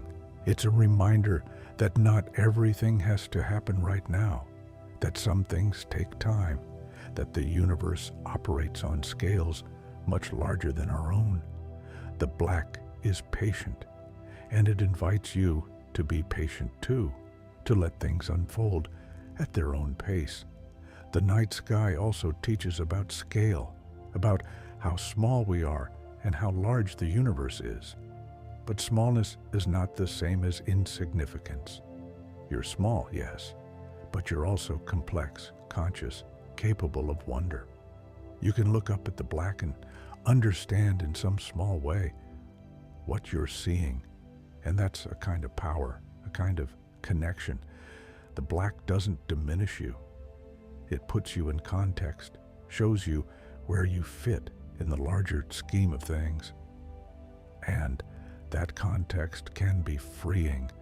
It can help you let go of worries that seem large, but are actually quite small in the cosmic sense. Now, let's think about the way the black can be a place of possibility. In the darkness, things are hidden, not fully revealed. This means there's always the possibility of discovery, of finding something new, something unexpected. The black holds potential, not just emptiness. Scientists are constantly discovering new things in the universe, new planets, new types of stars, new phenomena. Each discovery is a gift from the black, a piece of the puzzle that was always there, but hidden, waiting to be found. And each discovery raises new questions, opens new areas of exploration, keeps the sense of wonder alive. The black is generous in this way. It doesn't give up all its secrets at once. It parcels them out, slowly over time, keeping us engaged, keeping us curious, keeping us looking up. Let's think about the way different wavelengths of light can reveal different aspects of the universe. Visible light shows us stars and galaxies, the bright points against the black. But if you look at the sky in infrared, you see warm dust clouds glowing softly, regions where stars are forming. In X-rays, you see violent events, black holes feeding, stars exploding, galaxies colliding. Each wavelength tells a different story, reveals a different layer of reality. And the black is present in all of them, the background against which each story is told.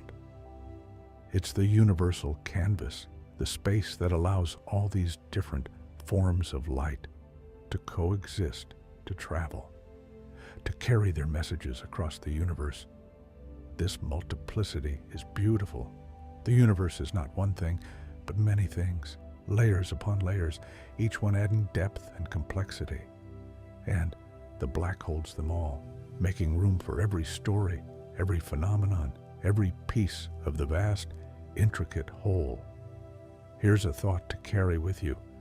The black of the night sky is like the margin of a page, the empty space that surrounds the text. Without the margin, the text would be crowded, hard to read, overwhelming. The margin gives the words room to breathe, makes them easier to take in. The black does the same for the universe. It gives the stars room to exist, makes them easier to see, allows each one to stand out as an individual rather than being lost in a blur. The darkness is not wasted space. It's essential space, the framework that makes everything else possible. Now, let's think about the way the night sky can be a shared experience, something that connects you to others. When you look up at the stars, you're seeing the same stars that people have seen for thousands of years, the same patterns, the same black. This creates a kind of continuity, a thread that runs through human history. You're also seeing the same stars that people all over the world are seeing right now, at this moment. The black is a shared space, a common ground that belongs to everyone. It doesn't matter where you are or who you are. The night sky is there for you, the same for everyone. This can be comforting, especially in times when the world feels divided, fragmented. The black is a unifying force, a reminder that we're all part of the same universe, all looking up at the same vast darkness, all connected by the light of the same distant stars. If you're still with me, still breathing slowly, still letting these thoughts carry you gently towards sleep, thank you. I'm grateful for your presence, for your willingness to wander through these ideas with me. If you'd like to help others find this space, a like or a subscription would mean a lot. And check out our playlist for more gentle journeys. Let's think about the way the black can be a place of renewal. When you sleep, when you close your eyes and rest, you're entering a kind of darkness, a personal black that allows your body and mind to recover, to process the day, to prepare for tomorrow. The darkness of sleep is essential, restorative, a gift. The black of the night sky is similar. It's a time when the earth can rest, when the heat of the day can dissipate, when nocturnal creatures can go about their lives. It's a necessary part of the cycle, the balance between light and dark, between activity and rest. And when you align yourself with this natural rhythm, when you allow yourself to rest in the darkness, you're participating in something ancient, something fundamental. The black invites you to let go, to stop striving, to simply be for a while. Here's a gentle image. Imagine the black of the night sky as a vast, calm ocean, and the stars as tiny lights floating on its surface. The ocean is deep, quiet, still. The lights bob gently, rise and fall with the subtle currents. But the ocean itself is unchanging, eternal. You can float on this ocean. Let it support you. Let it carry you. You don't have to swim, don't have to work. You can just rest, suspended in the gentle dark, held by something larger and stronger than yourself. This image can be soothing as you drift toward sleep. The black is not empty. It's full, supportive, holding you up, and you can trust it. Let it do its work. Let it ease you into dreams. Now let's think about the way the black can be a reminder of impermanence. Everything in the universe is changing, even the things that seem most permanent. Stars are born, live their lives, and die. Galaxies merge, evolve, fade. The universe itself is expanding, cooling, moving towards some distant future state. And the black, too, is part of this change. It's not static, it's expanding, opening up new spaces, new possibilities. The darkness you see tonight is different from the darkness people saw a billion years ago, though the difference is too subtle to notice. This impermanence can be comforting rather than frightening. It's a reminder that nothing is forever, that everything passes, that change is the only constant. And if everything changes, then difficult times will change too, will pass, will eventually be replaced by something else. The black is patient with change, accepting it as the natural way of things. And it invites you to be patient too, to accept the changes in your own life, to trust that the flow will continue, that the darkness will always make room for new light. We'll continue together, gently, into the soft night. Let's wander now into the way the black can inspire a sense of gratitude.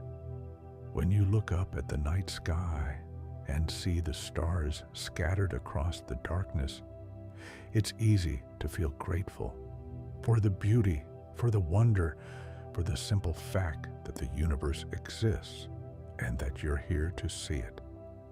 The black doesn't ask for your gratitude, doesn't need it, but offering it can be a way of acknowledging the gift, of recognizing that you're part of something larger, something that has given you the capacity to see, to think, to feel. Gratitude can be a gentle practice, a way of shifting your attention from what's missing to what's present, from what's wrong to what's beautiful. And the night sky, with its patient black and its distant stars, is always there to remind you of what's worth being grateful for. Let's think about the way the black can be a place of solitude without loneliness. When you're under the night sky, you might be alone. No other people around, just you and the darkness and the stars. But this solitude can be peaceful rather than isolating. The black keeps you company in its own quiet way. It's present, attentive, non-demanding. It doesn't need you to entertain it or engage with it. It's just there, and you're there, and that's enough. This kind of solitude can be restorative, a break from the constant social demands of daily life. And even in solitude, you're connected to the earth beneath you, to the stars above you, to the vast network of matter and energy that makes up the universe. The black holds all these connections, makes them visible, reminds you that you're never truly alone. Now, let's think about the way the black can be a space for imagination. When you look at the night sky, you can imagine what might be out there. Other planets, other forms of life, civilizations we haven't discovered yet. The black is vast enough to hold all these possibilities, patient enough to let them exist as maybes, as what-ifs. Imagination is a powerful tool, a way of exploring beyond the limits of what we know. And the black is the perfect canvas for it, open and undefined, ready to be filled with whatever you can dream up. This is part of why the night sky has inspired so much art, so much literature, so much music. It's a space where imagination can run free. And when you're done imagining, when you're ready to come back to the present, the black is still there, unchanged, ready to hold your attention again. It's patient with your wanderings, your flights of fancy, your need to explore beyond the known. Let's think about the way different phases of the moon change the experience of the night sky. When the moon is new, invisible in the black, the stars are at their brightest. The darkness is deeper, more complete. This is the best time to see faint stars, distant galaxies, the soft glow of the Milky Way. As the moon waxes, growing brighter, night by night it begins to wash out the fainter stars. The black becomes less absolute, tinged with the moon's reflected light. But there's a different kind of beauty here. The moon itself, with its craters and Maria visible even to the naked eye, a companion in the night. When the moon is full, the night sky is bright, almost like a pale day. Most of the stars are invisible, drowned out by the moon's glow.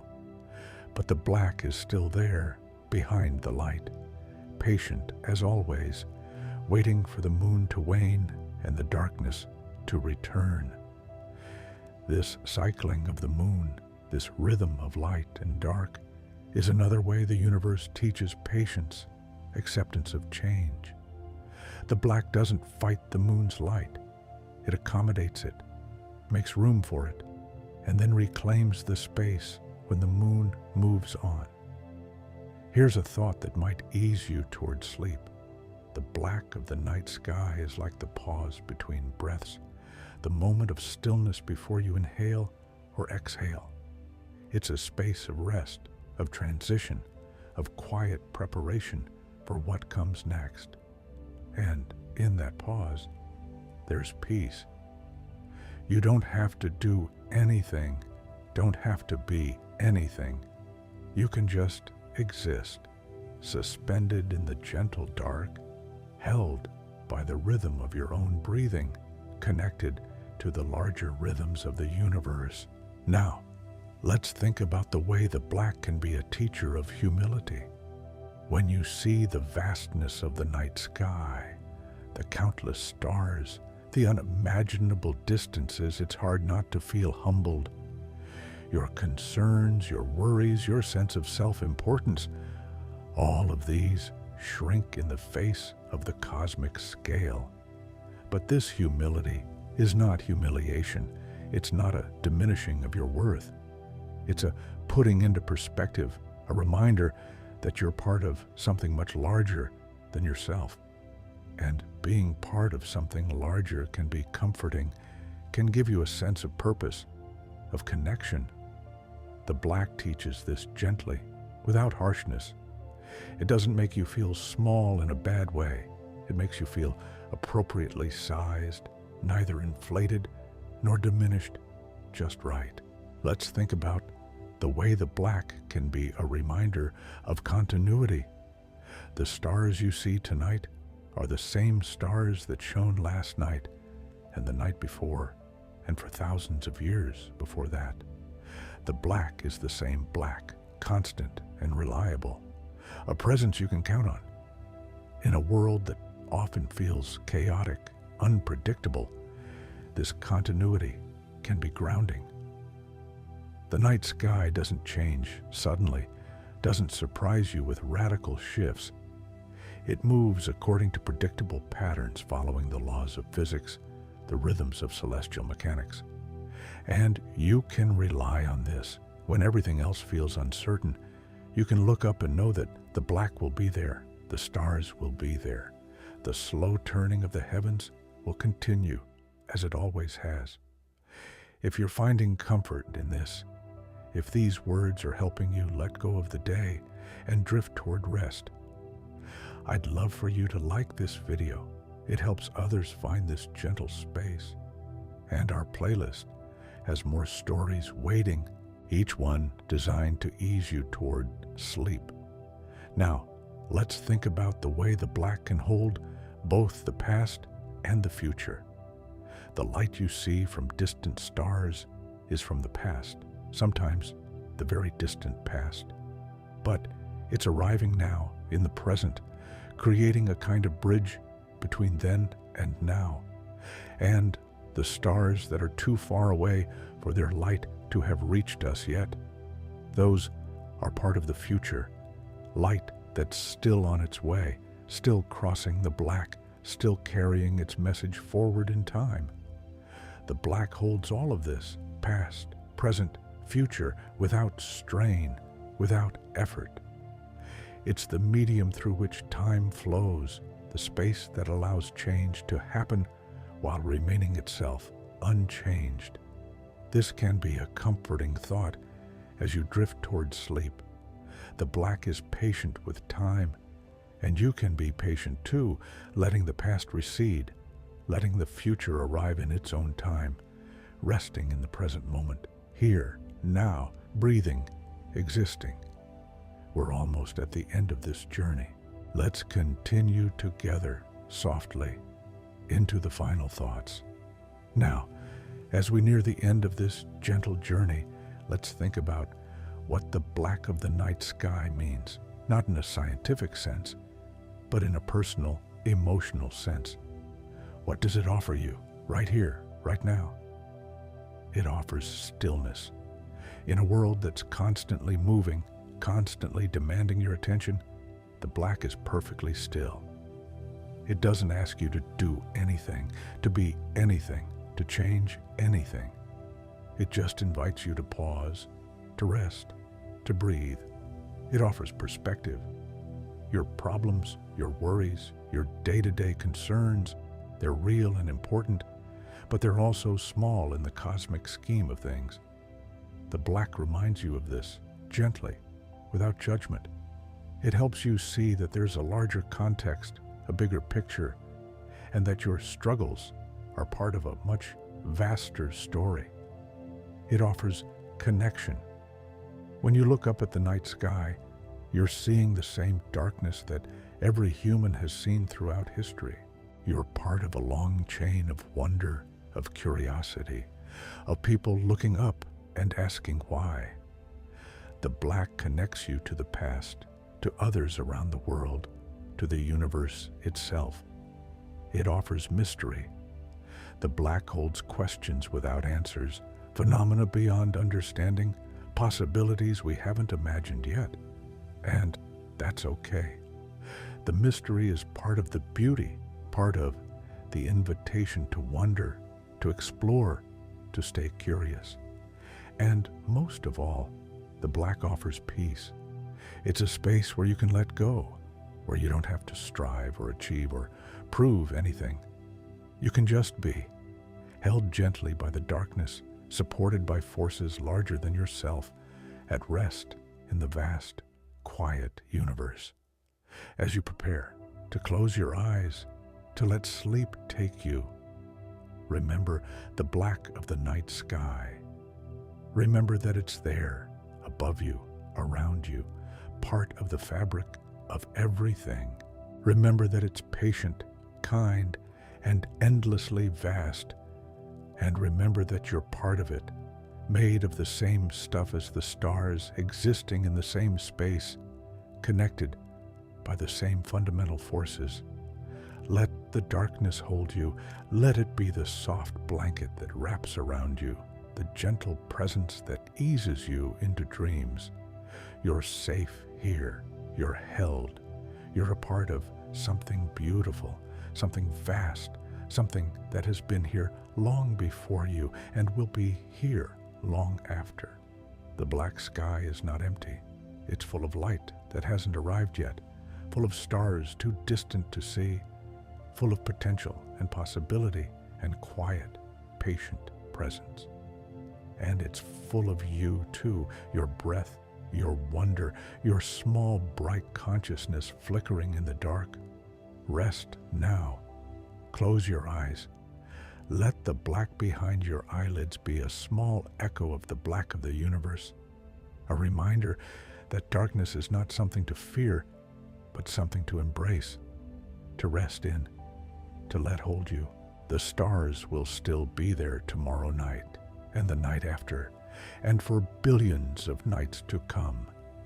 The black will remain, patient and kind, waiting for you to look up again, to wonder again, to find peace again in its vast, gentle presence. Thank you for taking this journey with me. Thank you for letting these thoughts accompany you toward sleep. May your rest be deep, your dreams be gentle, and may you wake feeling refreshed, ready to meet whatever comes next. The night sky is black because the universe is vast, because light takes time to travel, because space is expanding, because darkness is the natural state of things. But more than that, the night sky is black because you need it to be. You need the rest, the peace, the quiet that darkness brings. You need the space to let go, to stop, to simply exist without effort. And the black is here for you, always patient and kind, holding you gently now and forever. Sleep well.